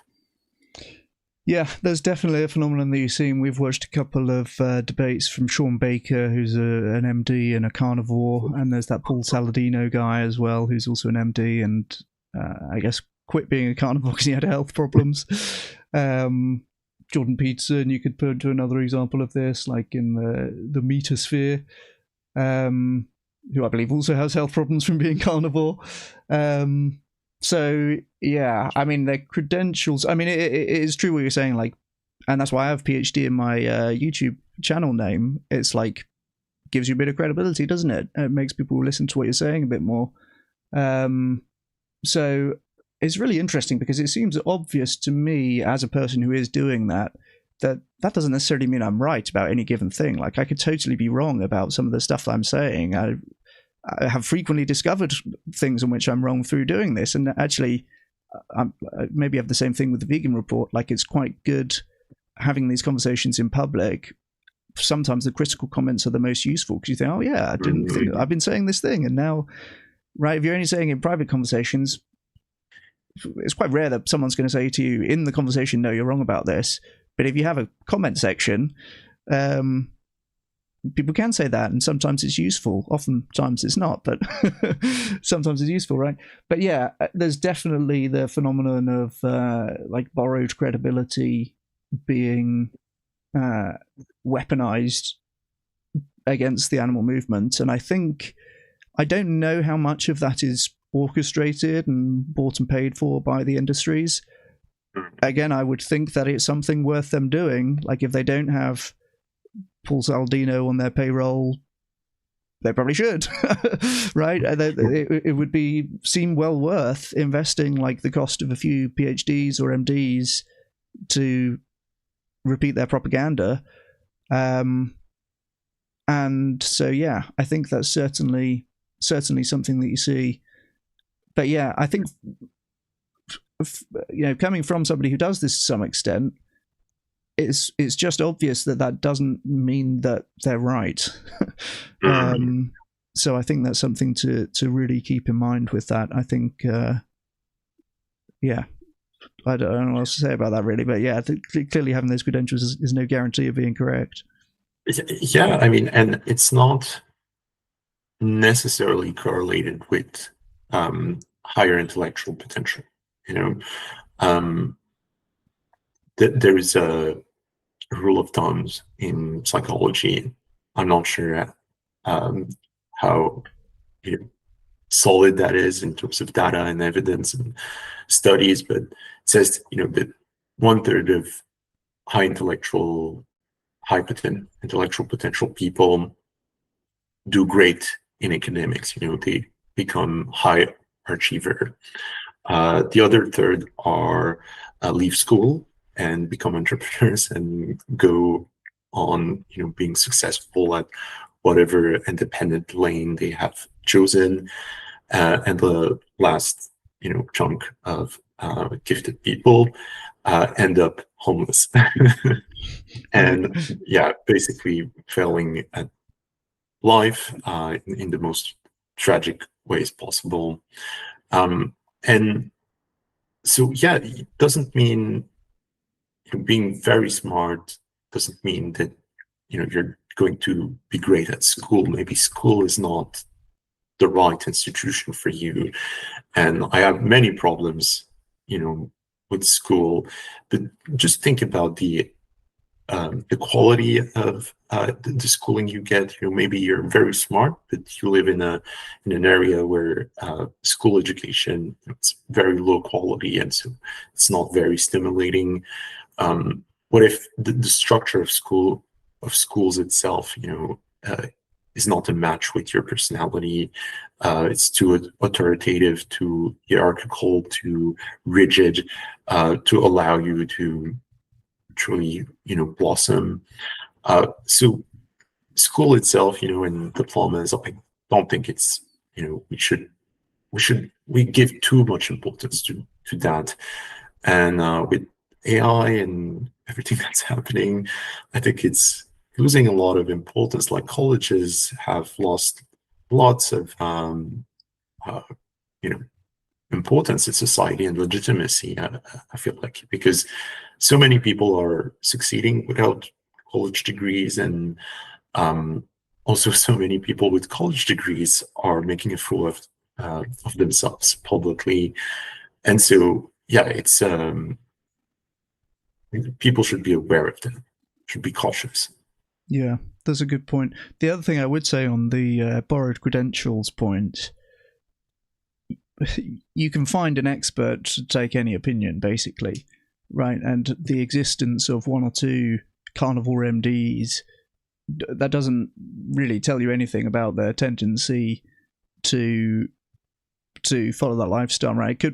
It could well be the case that there's a correlation between higher educational achievements and more plant-based diet, but somebody has been motivated, and well, on the nefarious level, maybe some organization has paid Sean Baker and the others to be like doing the propaganda, but also just on it's demand led, right? If there's like consumer demand for a doctor to say, hey, you can eat loads of meat and there's no problem, which clearly there is demand for that, then some idiot will rise up and start saying it and using their credentials for that. So yeah, I think if you can point to particular examples of someone with a PhD who says it's okay to eat meat, that doesn't really tell you anything about the tendency on general. If you were to use that as a proxy, like all of the evidence that I've looked at, we do a ton of surveys where we ask about diets and also educational attainment, and consistently you see higher percentage of vegetarians and vegans amongst those with more advanced degrees, and lower percentage amongst those who are like, some high school level. So yeah, I think that it's like that's what they mean by the exception that proves the rule, I suppose. And I should mention an organization. They're called, let me just confirm the name, Changing Markets. Mm-hmm. They have released a few reports, and I think they have confirmed that Sean Baker's and his gang of meatheads are on the payroll of Big Ag. Yeah, it's incredibly interesting read, those reports. I've welcomed on the show the person that works on that focus. You should invite her on your show. But yeah, it's very interesting. And I wish we had like animal rights organizations doing that type of investigative work, not just environmental organizations like Changing Markets are. Their concern is the environment less than animal welfare. Another thing on that, yeah. Sorry, just while we're on the point of the borrow credentials, it's very easy to say things when you're not being challenged.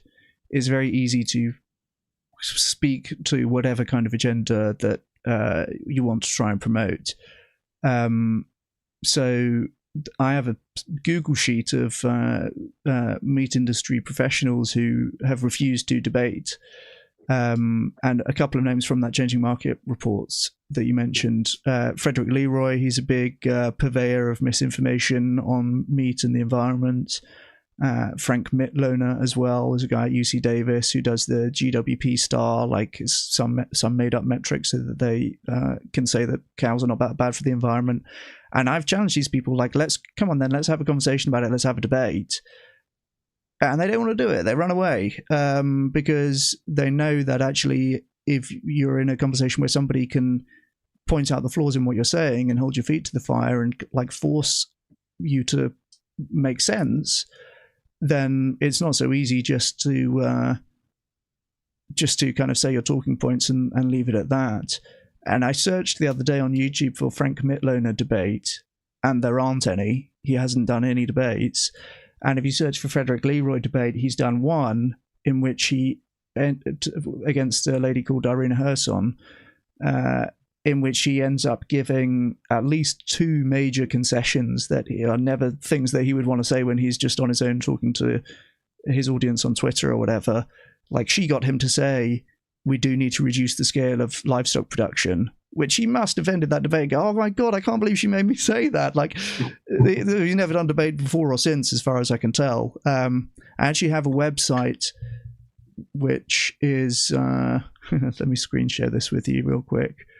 I have up your Map Your Health website here, but I just wanted to show as well. Whoops. I'm going to call back here. That's what I want to do. This is my website for how long has Frederick Leroy avoided chrisbryant.com. That's so funny. So there you go. There's my counter since I first asked him to debate in November 2024. And he's now blocked me on LinkedIn. And yeah, this will probably count up to infinity now. My one regret with this website is that I could have got 3 years of this domain at a discounted rate, but I only bought 1 year and now I'm paying the yearly rate. So there you go. We live and learn, I suppose. Well, I don't know how you would debate him, because you don't agree on the facts. You're living in alternate realities. So how can you debate someone who, is disconnected from reality? Well, the trick is, so this is a lot of the pro-meat stuff, a lot of the carnivore stuff. It's all the same kind of trick. You have a narrowly constructed sentence which is technically true, but ignores all of the context of what is actually important. So, to give an example from Frederick Leroy, he wrote a document called the Dublin Declaration, which is like a very misleading document in defense of meat, and they've published it in a journal, and they take it and do their lobbying with it, and so on. And they have a few great phrases in there, which are good examples of this. They have a phrase in there that says, animal products are a source of essential nutrients. And you read that in isolation, you think, well, okay, that probably means we have to eat animal products. Then they're not saying animal products are an essential source of nutrients. They're a source of essential nutrients. They have nutrients in them, and some of those nutrients are essential nutrients.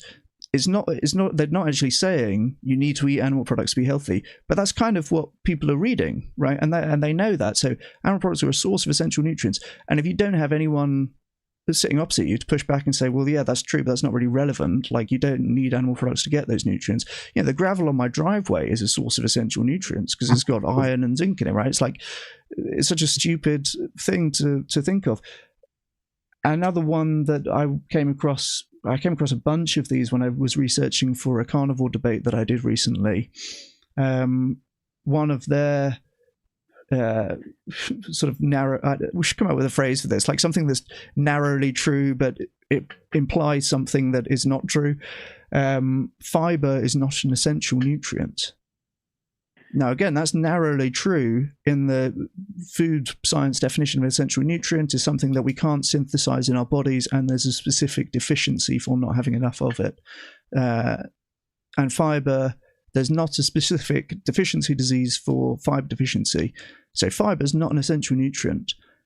And that makes you think, wow, we don't need to be consuming fiber.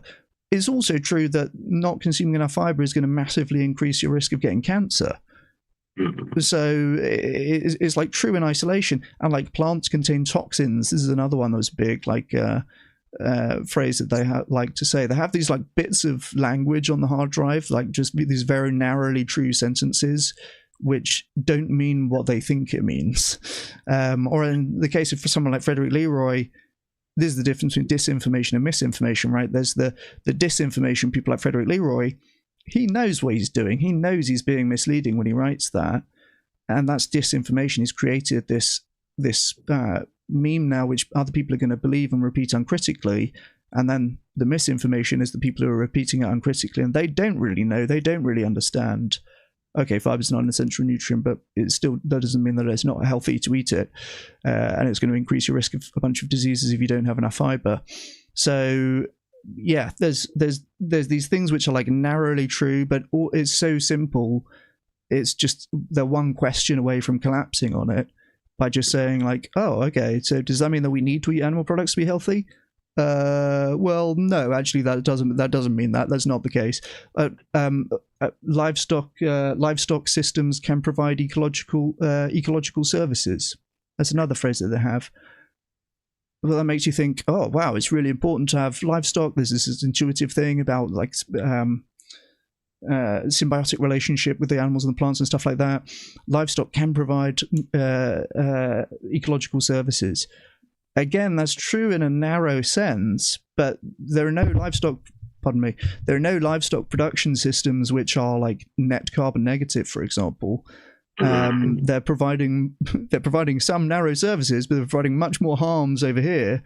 And it's not the case that we need livestock in these systems. Like there's all sorts of these silly things which are narrowly true sentences, and they craft them and present them in a certain way to give a certain picture of the world, but it's just completely false if you scratch at it and ask like a very simple question to them. They're all sneaky lawyers. It's interesting. Well, that kind of stuff, I would not expect like gifted people or people with a higher IQ to fall for that. There are so many survivors of cults that have started podcasts or doing conferences, and they always say intelligence is not a guarantee of being protected against a cult or against fraud and all of that. And I would push against that. I think yes, I agree with them, but I think that higher intelligence is actually a form of protection against those forms of manipulation.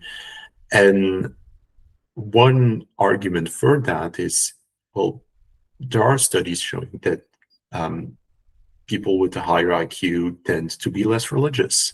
They are kind of unable to enter into dogmatic thinking and adhere to some strong dogmas and groupthink. So yeah, and that's another relation to this movement. Most vegans out there, vegetarians, I think, would consider themselves as non-religious, and so maybe that has to do with intelligence again. Yeah, I've seen evidence on that point. So a higher proportion of atheists or agnostics amongst vegetarians and vegans compared to the general population. And yeah, again, it's going to be, and you do see some religious justifications of meat eating, of course.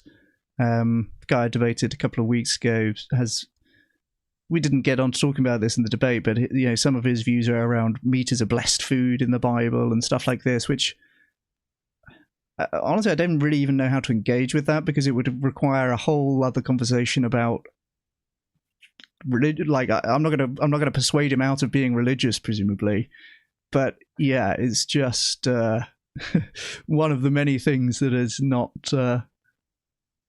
getting you to the conclusion that you think is getting you to.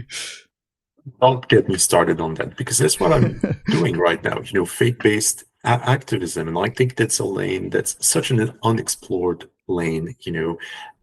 We have so much work to do with religious communities, and we're not able to connect with them, I think, because of that, because we are mostly non-religious. And so it's difficult to ask a vegan to go and advocate for veganism to a priest when they don't even believe in God, like when the vegan doesn't even believe in God. So there needs to be some common ground in order to establish communication and then try convincing that religious institution or religious leader to make positive changes. To finish our discussion, I want to talk about the link. I want to talk about animals and the link between intelligence and animals. That's an argument we often hear, that animals are not intelligent, and that justifies all the harm and exploitation that is done against them. I would love to hear your thoughts about that, and also about how that hypersensitivity aspect and that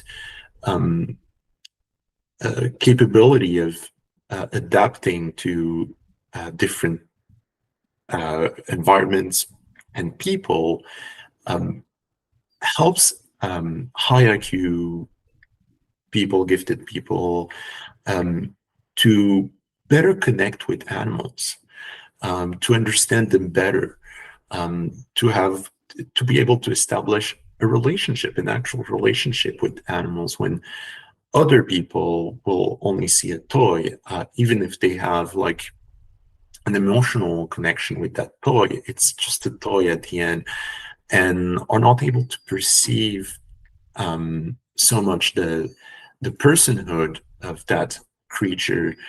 When I've noticed, I don't think there have been any studies on that, but from personal experience, so many gifted people just are invested so deeply in the relationship or the perception of animals and of cruelty against animals. It touches them deeply.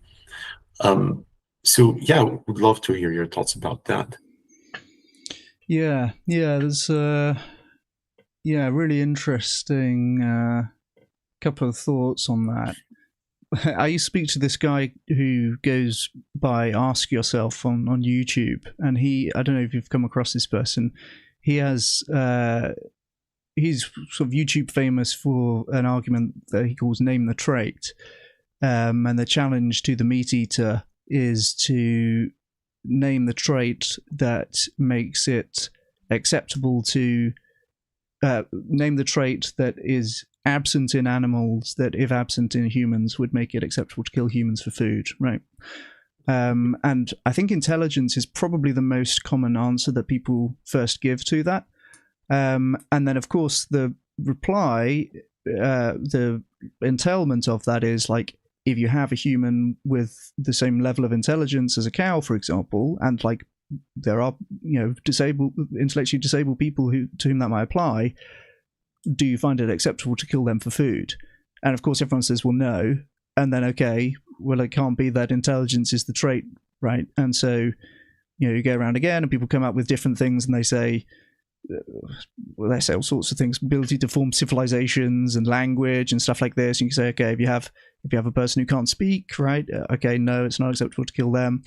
But yeah, intelligence seems to be like the level one answer that people give to that. That's kind of the intuitive thing that people think, oh yeah, it's because we're more intelligent. So yeah, I don't know. Yeah. only a meat eater would think that that's a valid thing to say, right?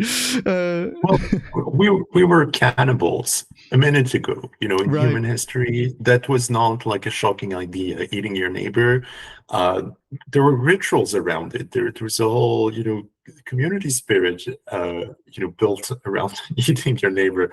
So yeah, the intelligence is certainly not the trait that stops us from eating someone. Yeah, I guess so. Yeah, so there's all sorts of I don't know. There's all sorts of things that could be said about that, and of course, there's presumably more and less intelligent animals in the animal kingdom, and people don't seem to make much differentiation on that. Now, some people might say, okay, you don't want to eat dolphins or monkeys because they're too close to us in terms of intelligence. But yeah, I think many people would be surprised by the cognitive abilities that actually are demonstrated by a lot of the animals that we do eat, like the problem-solving capacities of chickens, or the emotional relationships and friendships of cows, the very blatant similarity of pigs to dogs, who we love. So yeah, I think that there's all sorts of dissonance and confused thinking going on there when it comes to thinking about the intelligence of animals. It's also occurred to me before that we kind of assume that humans are the most intelligent animals, but there are animals with much bigger brains that just don't have opposable thumbs. Like whales have brains like the size of a double-decker bus, but they live underwater, so like they can't have computers. So do you know what I mean? Like that's all there is to. Elephants have bigger brains than humans as well, but they got these big flat hooves, so like they can't type anything out, right? Like definitely. Who says that we're the most intelligent animal? Yeah, and who is qualified to discern, understand what higher intelligence means? It's like what kind of measures are we going to put in place in order to define that higher intelligence, and who is qualified to make that assessment? You need basically what I'm saying is you need to be smart or as smart or smarter to decide that your fellow person is of that intelligence or lower. Yeah, for sure. And then I like what you said about the hypersensitivity.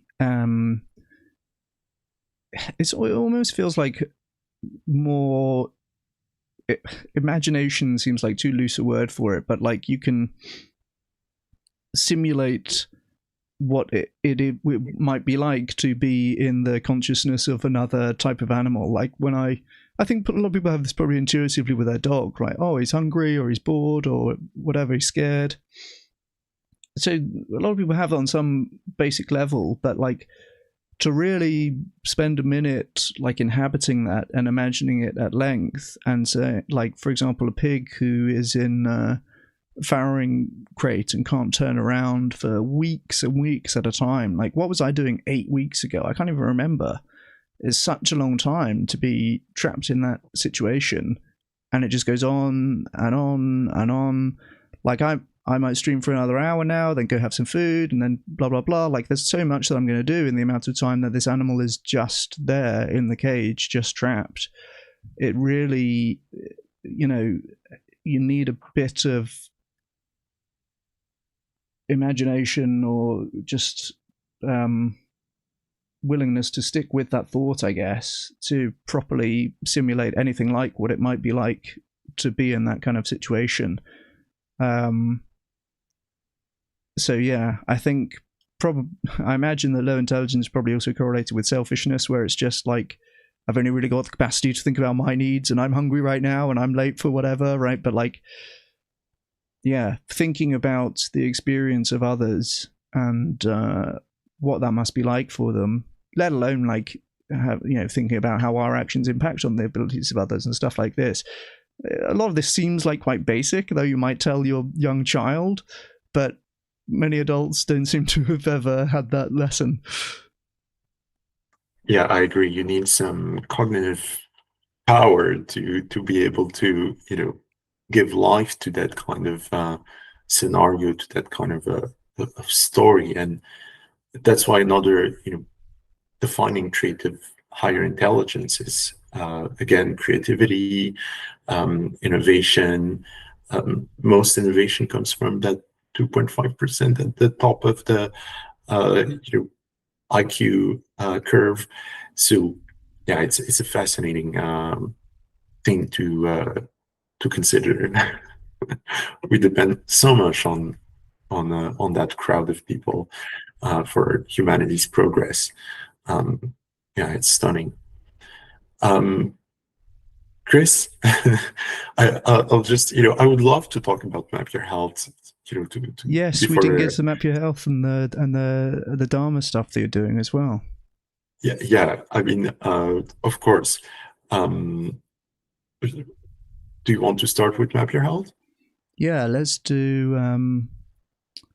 I can screen share the website here so that you can talk to us about it. Oh, here we go. Wonderful. Well, yeah. Well, basically, this is the waiting list. This is the webpage to sign up to the waiting list for Map Your Health. And this is the web version of Map Your Health. Now, it needs some updates, Okay. including data updates. Some of them will happen actually tonight and in the following days. So a lot will happen on that front. But yeah, so basically the concept is to track and monitor environmental health risks in your surroundings. That includes virus outbreaks, that also includes pollutants emitted by your local industries, the quality of your tap water, the quality of your air, and so many other aspects of environmental health. I think that we put lots of emphasis, and for the right reasons, on physical health, staying fit, on diet, very important too. But on mental health, another important one. But what about environmental health? That's our blind spot. Yet it is such a big player in our health, big factor in influencing how long we're going to live and what kind of quality of life we're going to enjoy. And so, yeah, this is the first and only tool to offer that kind of information that exists. So, very excited about this project. And to connect it maybe with animal rights, as some of the listeners know, factory farming is linked to lots of detrimental effects on our health. Usually we talk about, cancers and diabetes and other chronic illnesses, but what about public health? What about zoonotic diseases? What about, resistance to antibiotics? This is just as much important, if not more, than those chronic illnesses that develop at a later stage of life.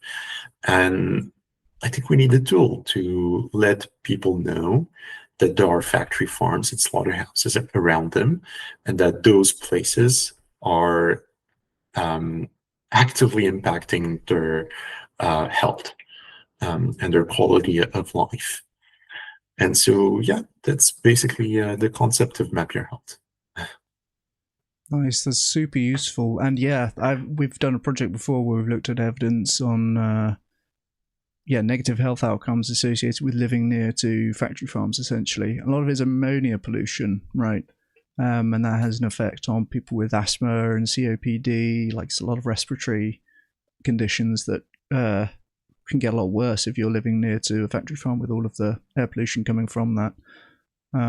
So yeah, I tried typing a couple of places in the UK, but it didn't come up. But do you have any areas that are online for this, or this is waiting for the update? This is waiting for the update. So Okay, nice. basically, you subscribe to the waiting list for the app, which is the final version of this. But yeah, I have a web version available that is going to be updated with more locations and more data points than it currently has. Yeah. Awesome. Okay, nice. Well, we'll look out for that. That's mapyourhealth.info if people want to check that out. I'll put that in the chat as well, so people can sign up for the waiting list.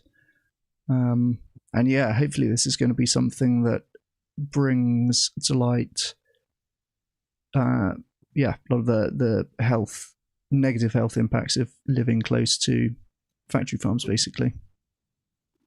Yes, and I think we are ill prepared for the next pandemic, which is going to happen. Like, people are in denial, but there's a big one coming at some point.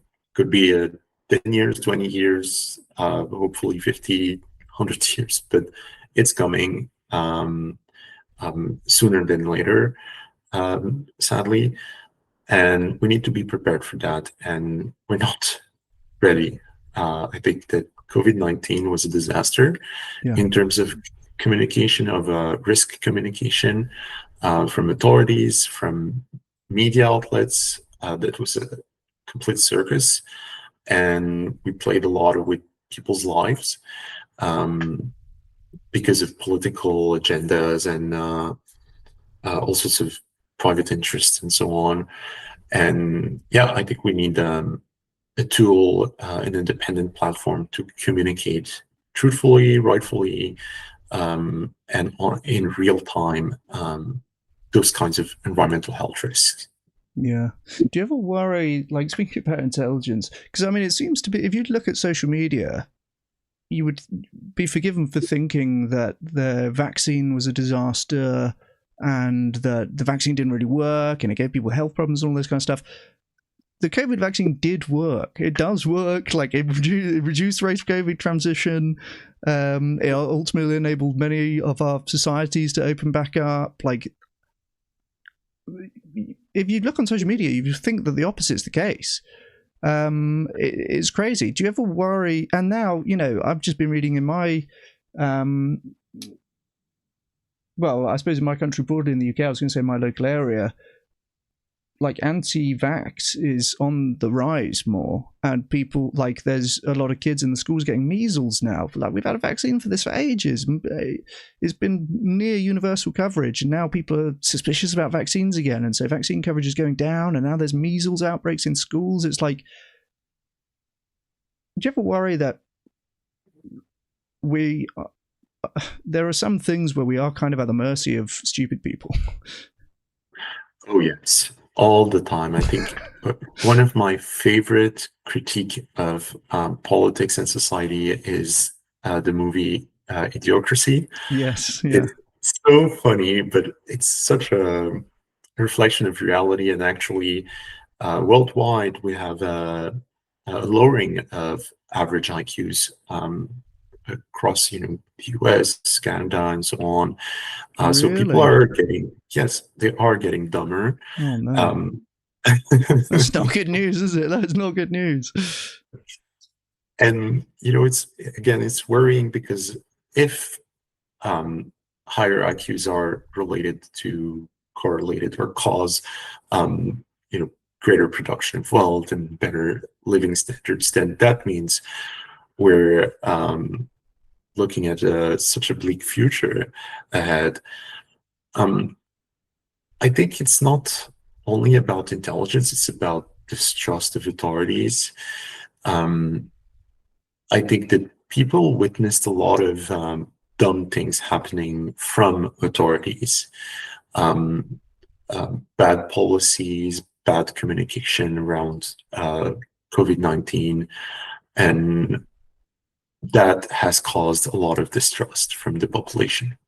And that distrust is like cancer spreading to different areas of healthcare, including then vaccines. If they lied, if they were stupid enough to say this, if they lied about that, then maybe they also lied about the vaccines. They also lied about those more fundamental stuff.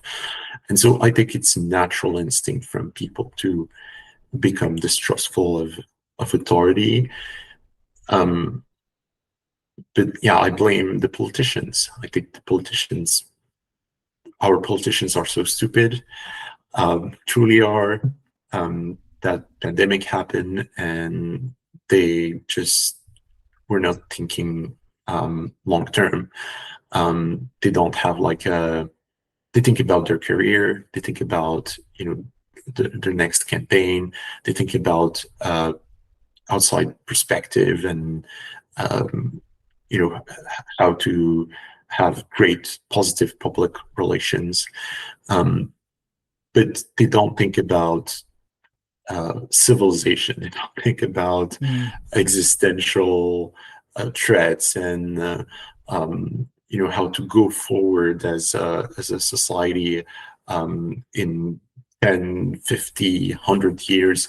They're trapped in that ego mindset and those very small political calculations, and that does a big disservice to all of us.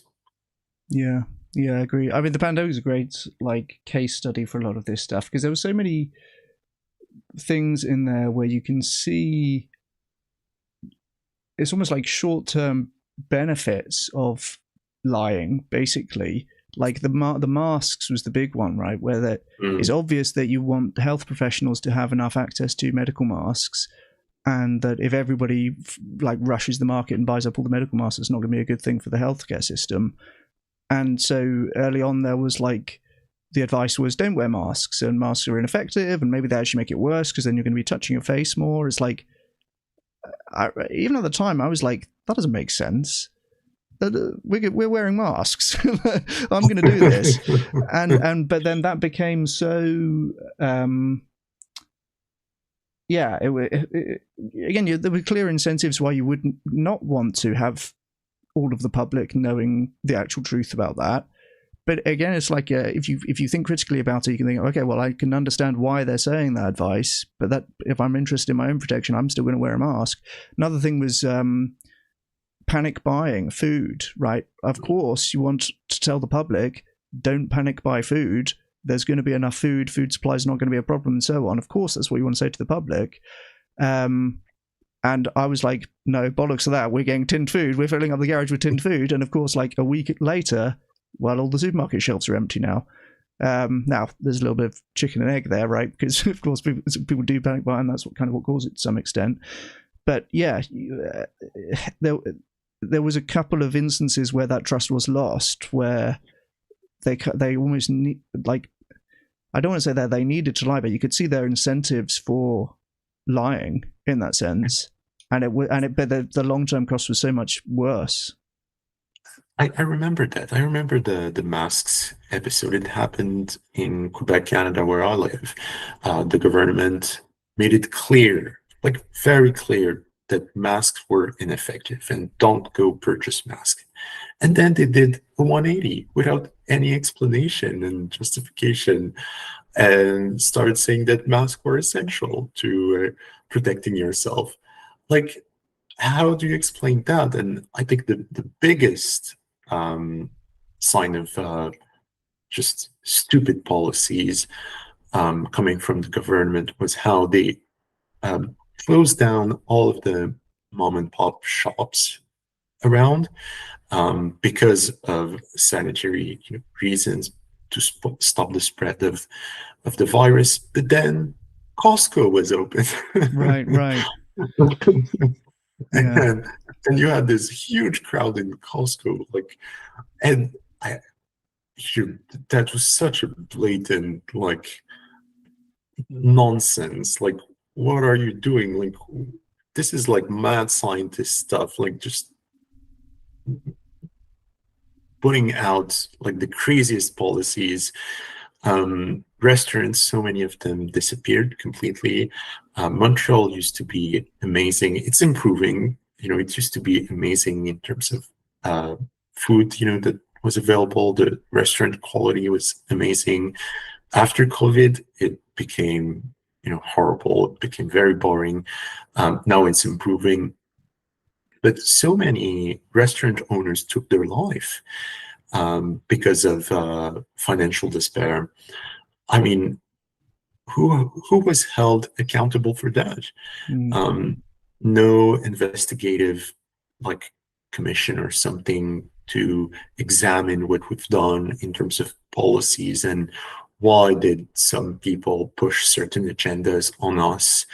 Well, if you're not doing that, then how are you going to reestablish trust in the government? Like, and then their solution is to enforce like limitations on free speech. That's how we're going to Right. uh, That'll do put the back, trick. yes, Yeah. we're going to shut them up, and that's Mm. how they're going to trust vaccines again. I'm sorry, but you've just made yourself even more untrustworthy. Like, Mm. now you're becoming a hostile entity to your people. So yeah, I don't know who is advising them, but Yeah. it's not a smart person. Yeah. That short term thinking, I think about that with respect to a lot of the meatheads, the Freddie Leroy's and Frank Mitlohners and so on. Like, clearly they have some sort of short-term incentives to be spreading disinformation that kind of implies that there's no need to reduce our meat consumption. But then I think, do these people not want a habitable planet for their children? Like, do you know what I mean? It's so short-term. Like, what? Do you not care if you're increasing the chances that there's going to be another pandemic? Do you not care if, like, you're Sean Baker and you are like definitely increasing the risk of heart disease amongst all of the young men who listen to you and stuff like this? Like, it's a combination of like selfishness and just short-term thinking. Particularly for the environmental guys, because like Frank Mitloner, who does the methane cycling and all of the disinformation around that, like implying that, you know, maybe cows are actually good for the environment. Like, he's a smart guy. He knows what he's doing. Does he not think about what the actual implications of me doing this in 50 years' time or 100 years' time? Like, my kids and grandkids are going to have to live on this planet that I'm teeing up for them. Like, it's so short-sighted. Surely it's mental. I don't know what to say about that. It's just, yeah, its own form of stupidity, I guess. Yeah, or maybe they just don't care, and it's a form of psychopathy. That's something else that Right. deeply fascinates me. How many psychopaths are out there, Mm. and why, as a society, haven't we done our homework of just detecting them? Just as we filter out, people with intelligence disability from the army, we should look at the healthcare world and filter out psychopaths from there. Like, a psychiatrist should not be a psychopath. Like, that's yeah, that seems like a good rule. yeah, they should not be in contact with vulnerable populations. They have predatory behaviors that it's just reality. We understand that, we've studied that in depth, and I think that as a society we should come up with some kind of policy to manage that. But we're just in denial of that. We pretend that psychopaths do not exist, and that they're not actually influencing how things go in our society. And we're made stupider for that, and in dangerous situations because of that, because those people genuinely don't care. It's not their fault. I'm not saying they should be punished for that. Absolutely not. It's just how their brain is wired. So yeah, that is frustrating to ponder on that. Yeah. How easy is it to avoid?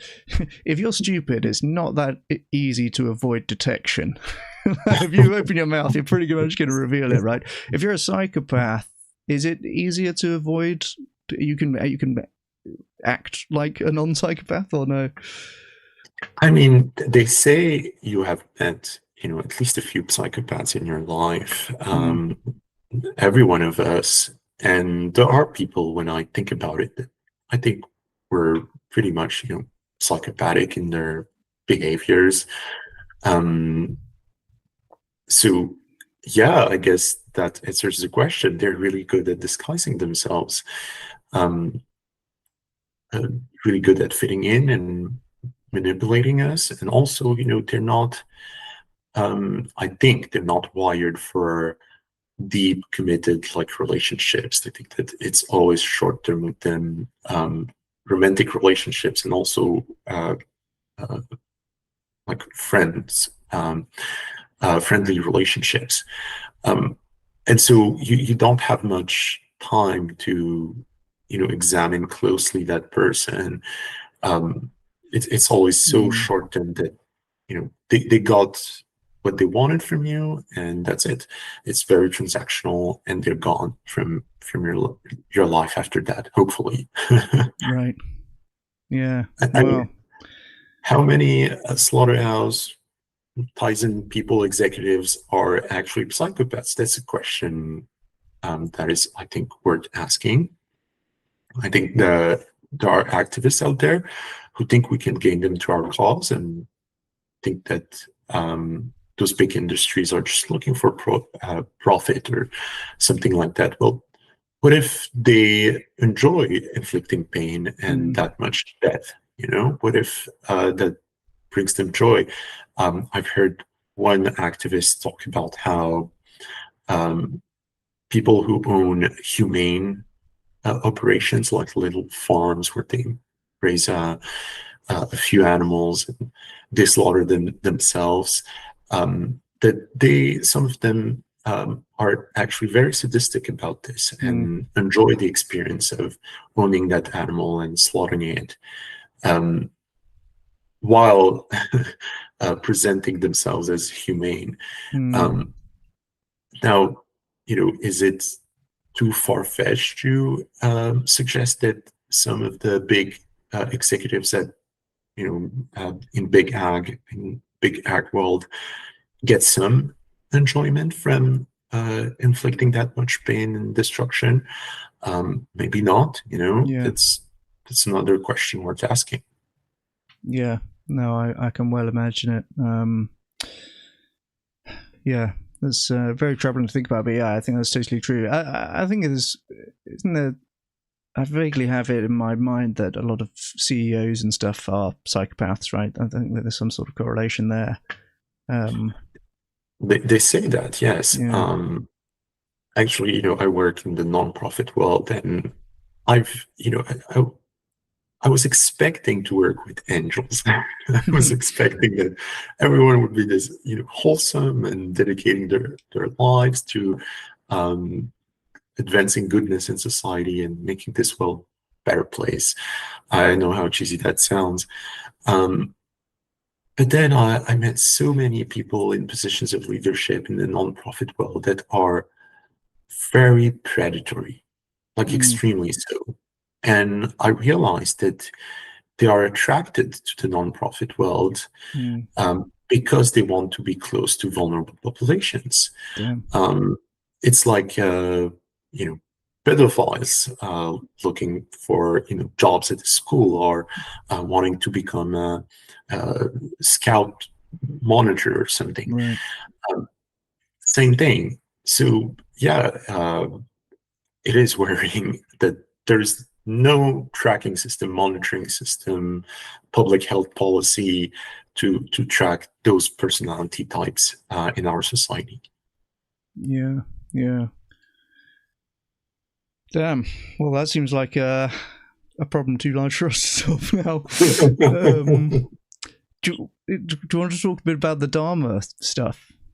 Sure, I've got nearly 2 hours, so I won't keep you too much longer, but I'm interested to hear about what you're doing on that side as well. Of course. Thank you for asking. So, Dharma Voices for Animals was created by a bunch of Buddhists who were wondering how come there aren't more Buddhists who are vegan. And basically, we make the Buddhist argument for veganism. We inform Buddhist populations, institutions, and leaders of what's happening with factory farming, and we, convince them to transition their institutions to plant-based only, model, and to support advocacy work related to passing animal welfare legislations and so on. It's faith-based advocacy, not very popular in the movement, but extremely impactful. Like, I've become convinced that this is the way to make real lasting change. It's to change religious institutions. Like, we're spending so much time and resources on street outreach, but we should be reaching out to the religious leaders who have a whole lot of people that follow their every word and look at them as a moral example. Like, most people don't look at Peter Singer as a moral compass. They look at the rabbi, their imam, and their Buddhist monk.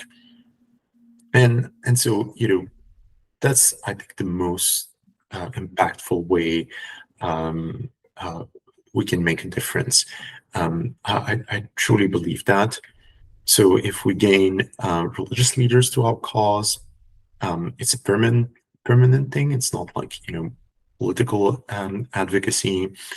And they will speak to a wider audience, and they are the ones that set moral standards in society for most people. So they should be the prime target of our advocacy work, and we should, at the very least, hold them accountable to, animal welfare issues and all of that. They should not be permitted to stay silent on that very pressing issue. And so, yeah, I invite everyone to follow my example and, look into who are the religious leaders in your town or neighborhood, like church leaders, or who knows who, and give them a copy of Animal Welfare and World Religion from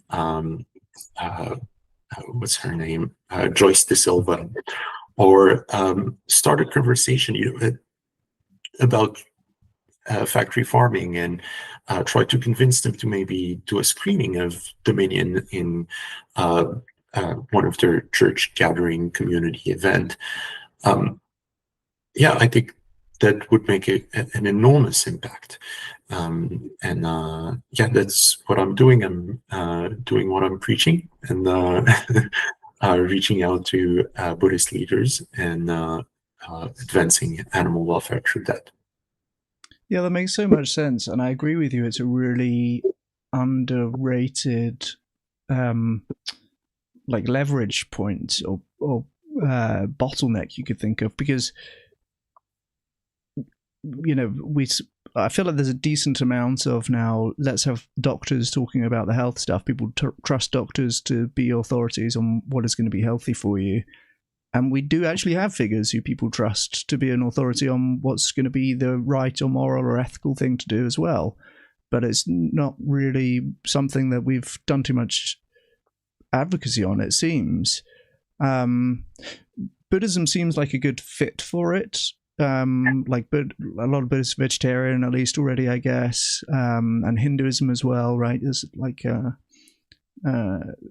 tenet of the religion almost, and I guess Jainism, and there might be another couple of other, like, typically Eastern religions that are like this. Do you think it's as tractable for Christian or Jewish or Muslim communities? Like this, from my perspective, it seems like there's a decent amount of justifying eating meat with a religious basis from the Abrahamic religions. Yes, I do believe so. And there are so many incredible, passionate leaders out there who, like, let me give you an example. Daniel Mascarenhas, that's someone I interviewed a couple of times on my podcast.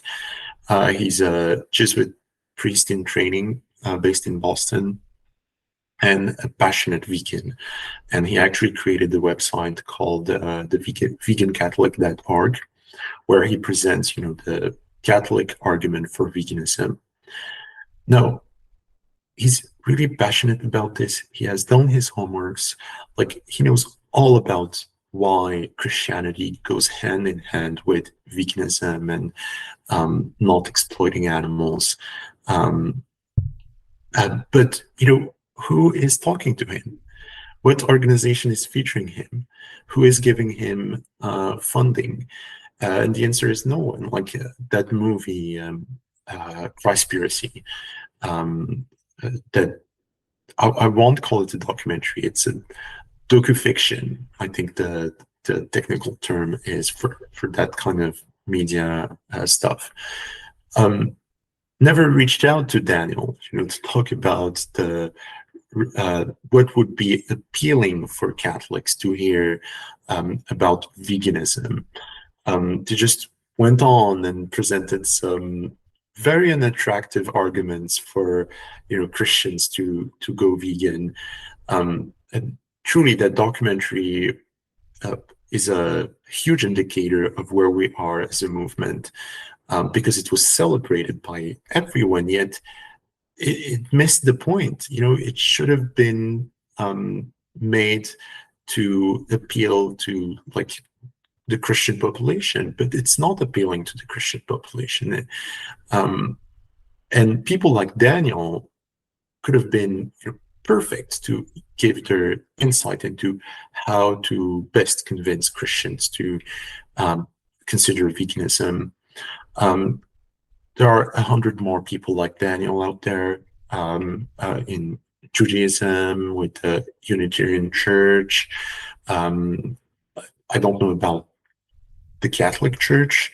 Well, I know a teacher at Stanford who is doing some work with um, different, Catholic institutions, and they're receptive to him and his message. And so, yeah, it's just that you don't hear about it, and I think it has to do with that bias of, most vegans, animal rights activists are not religious, are not interested in talking about religion, and if they talk about religion, it's to talk about how religion has participated in creating this culture of exploiting animals, which is true, but how is it productive for this movement to keep, religious people out of it and make them the scapegoat for animal exploitation? Not productive at all. So I do think there are like powerful arguments to present to Jews, Christians, and Muslims, to invite them to become vegan. There's another book I could recommend called Animals in Islam. Was written by an imam who I think was based in the UK. Um, we lost him. I think he died now, but he had a level of success. He was invited to a few mosques where he gave presentations about it. We have Zahra Abbas, another one who is active on the Muslim front, who has founded Green Islam, another great initiative. We have Animetrics, who is studying, everything that has to do with halal and how it aligns with animal welfareism. And I mention Islam because most people think that's the furthest religion from the animal welfare message. Yet you have all of those people and active advocates in that space. And so, yeah, there is potential. The material is there. We know what to say. We know what to do. We know who to target. We just need support, like financial support, resources, and more, media coverage. Yeah. Well, that's really good news because, yeah, of course, Islam's the biggest religion as well, right? I think it's like 20% of people in the world or something crazy like that. Like, it's huge. So, yeah, really good to know that that's tractable and that there are people working on it. And I agree with you. It's definitely going to be an under-explored area and an under-financed area, and something that could do with a lot more resources going into that kind of initiative. Your organization's Dharma Voices for Animals. Yes, so people can Dharma give that Voices. a Google. Yes, please, and consider donating to the organization. Always appreciated. Yeah, the employees are amazing too. A good sign that an organization is in good health is when their employees give back to the organization. So, I give back to them even though they are my employer and client, and I know the other employees too, and so that shows you how much we believe in that mission and its impact. So yeah, consider making a donation. Awesome. I just put the link for dharmavoicesforanimals.org in the chat so people can check that out. Awesome, Brian. Thanks so much for the conversation. This was excellent. We did 2 hours Thank in the you. end. Yes, thank you so much, Chris. This was my first live stream, and I had a great experience. Yeah, invite me back whenever you want. Would Absolutely. love to have more of those conversations. Awesome. Thanks so much for your time. I really appreciate it. Wonderful. See you soon. All right, we'll speak soon.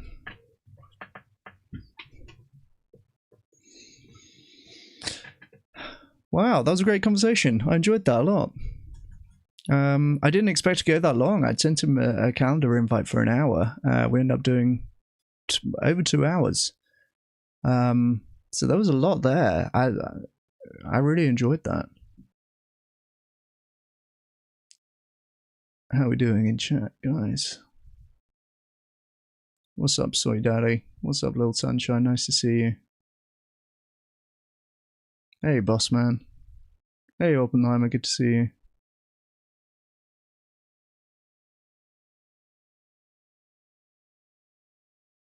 Young Blood. Nice to see you.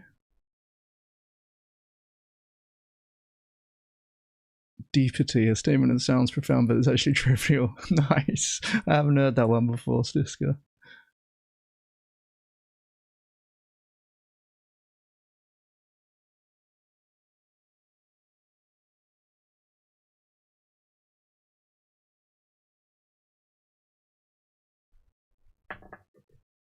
Thanks for that, Little Sunshine. I'll bear that in mind. I was going to talk a little bit about welfareism today, but I think I'm going to run out of time, really.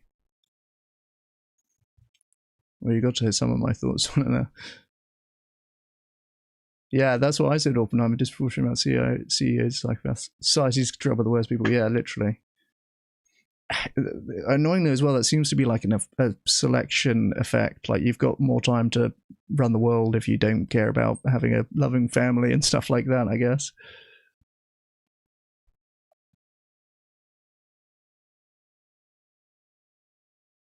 Interesting, Poe. Ex-Muslim, I think there could be great potential to have people adopt higher welfare, even convince them to give up or be opposed to halal. Yeah, it's an interesting one. Oh, you did, Tone? Nice. I appreciate that. Yeah, that was a lot of opium, that rogue pet thing. That was really cool.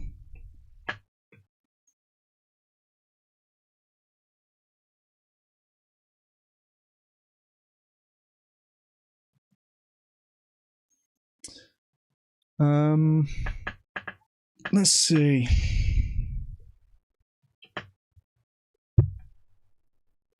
Got a decent number of people here. I need to go and eat at some point.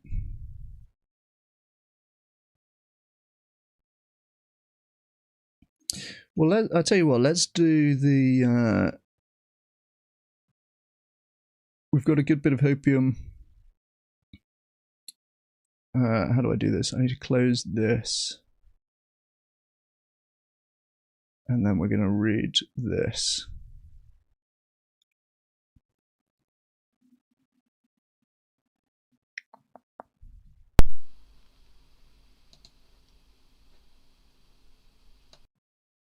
There I am.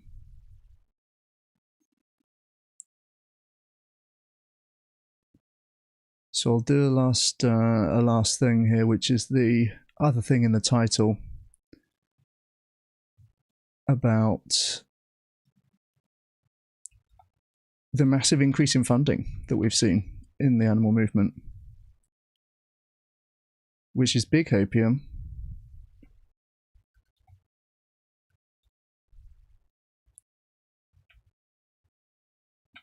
Yeah, all the vegan 2.0s rushing in with their millions of dollars in effective donations.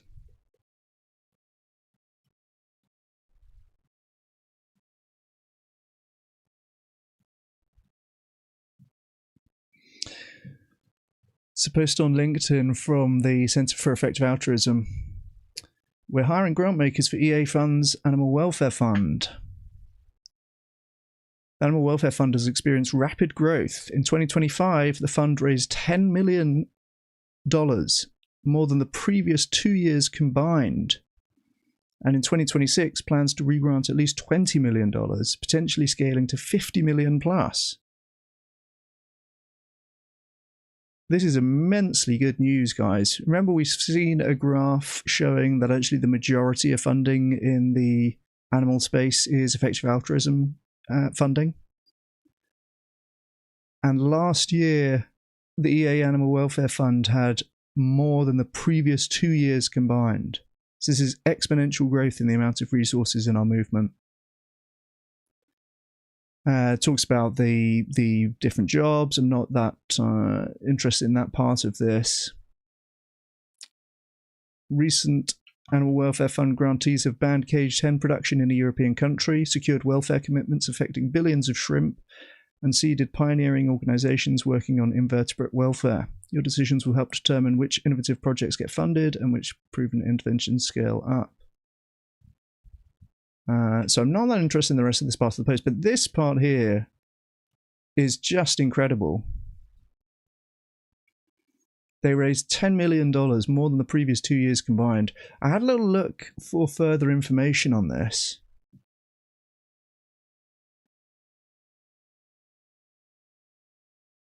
And I found that there are reports on where they grant money.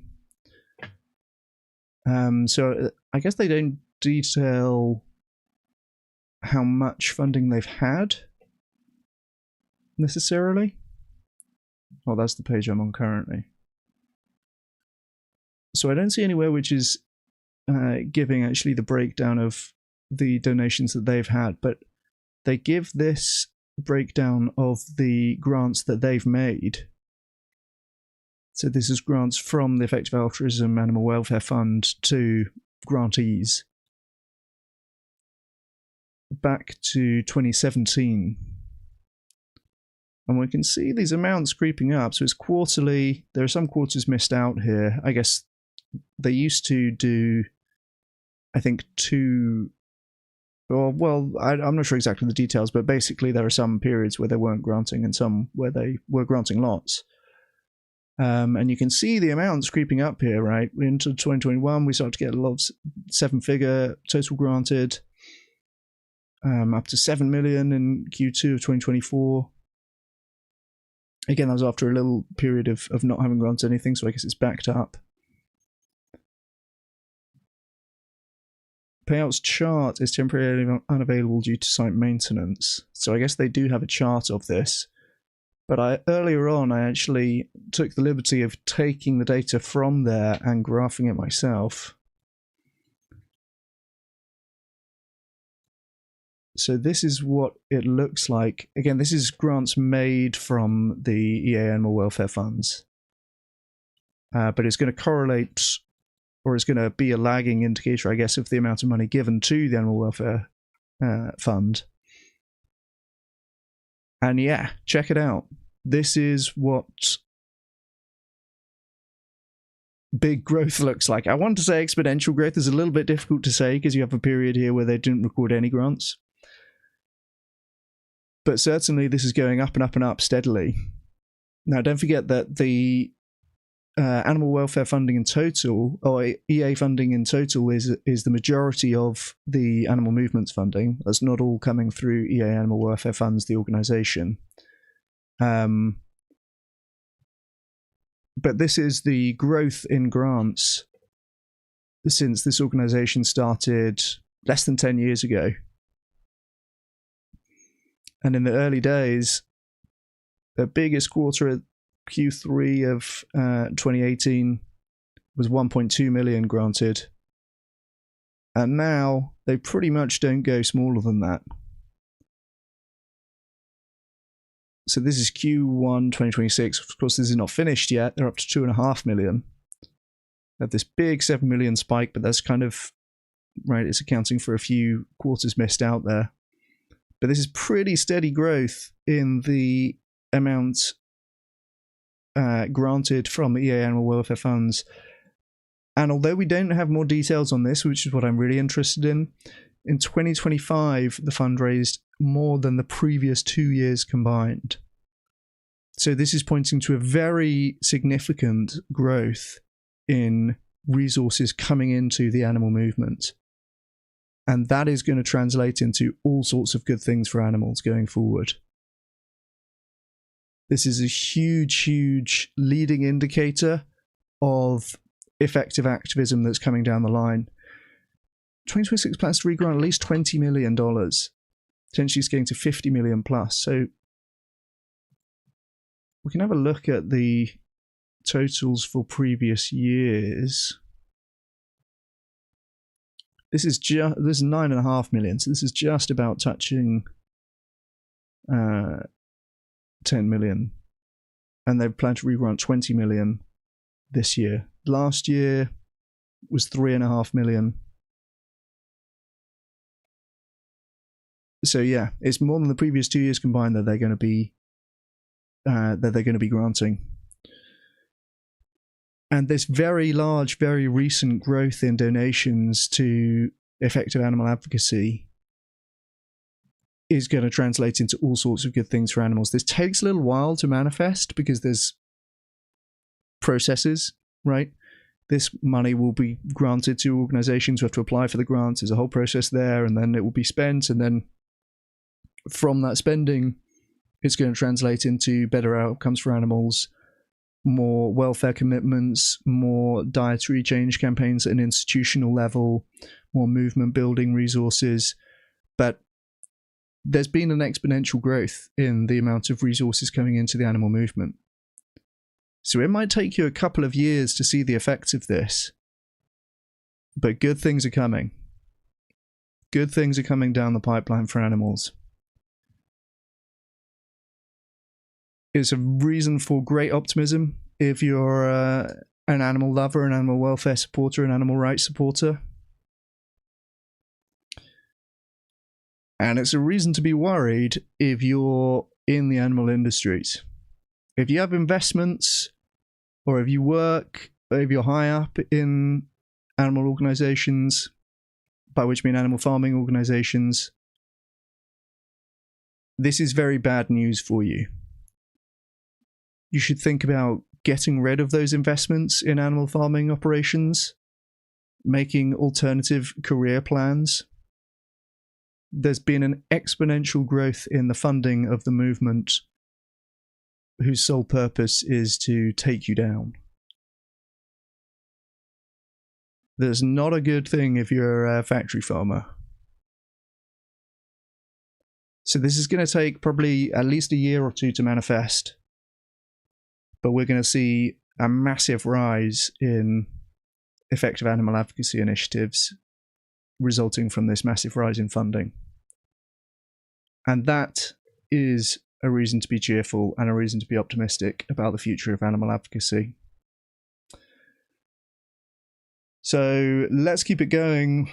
Give more is an important part of the Vegan 2.0 philosophy. You can give to the Effective Altruism Animal Welfare Funds. This is where I donate, actually. This is where the majority of my donations go.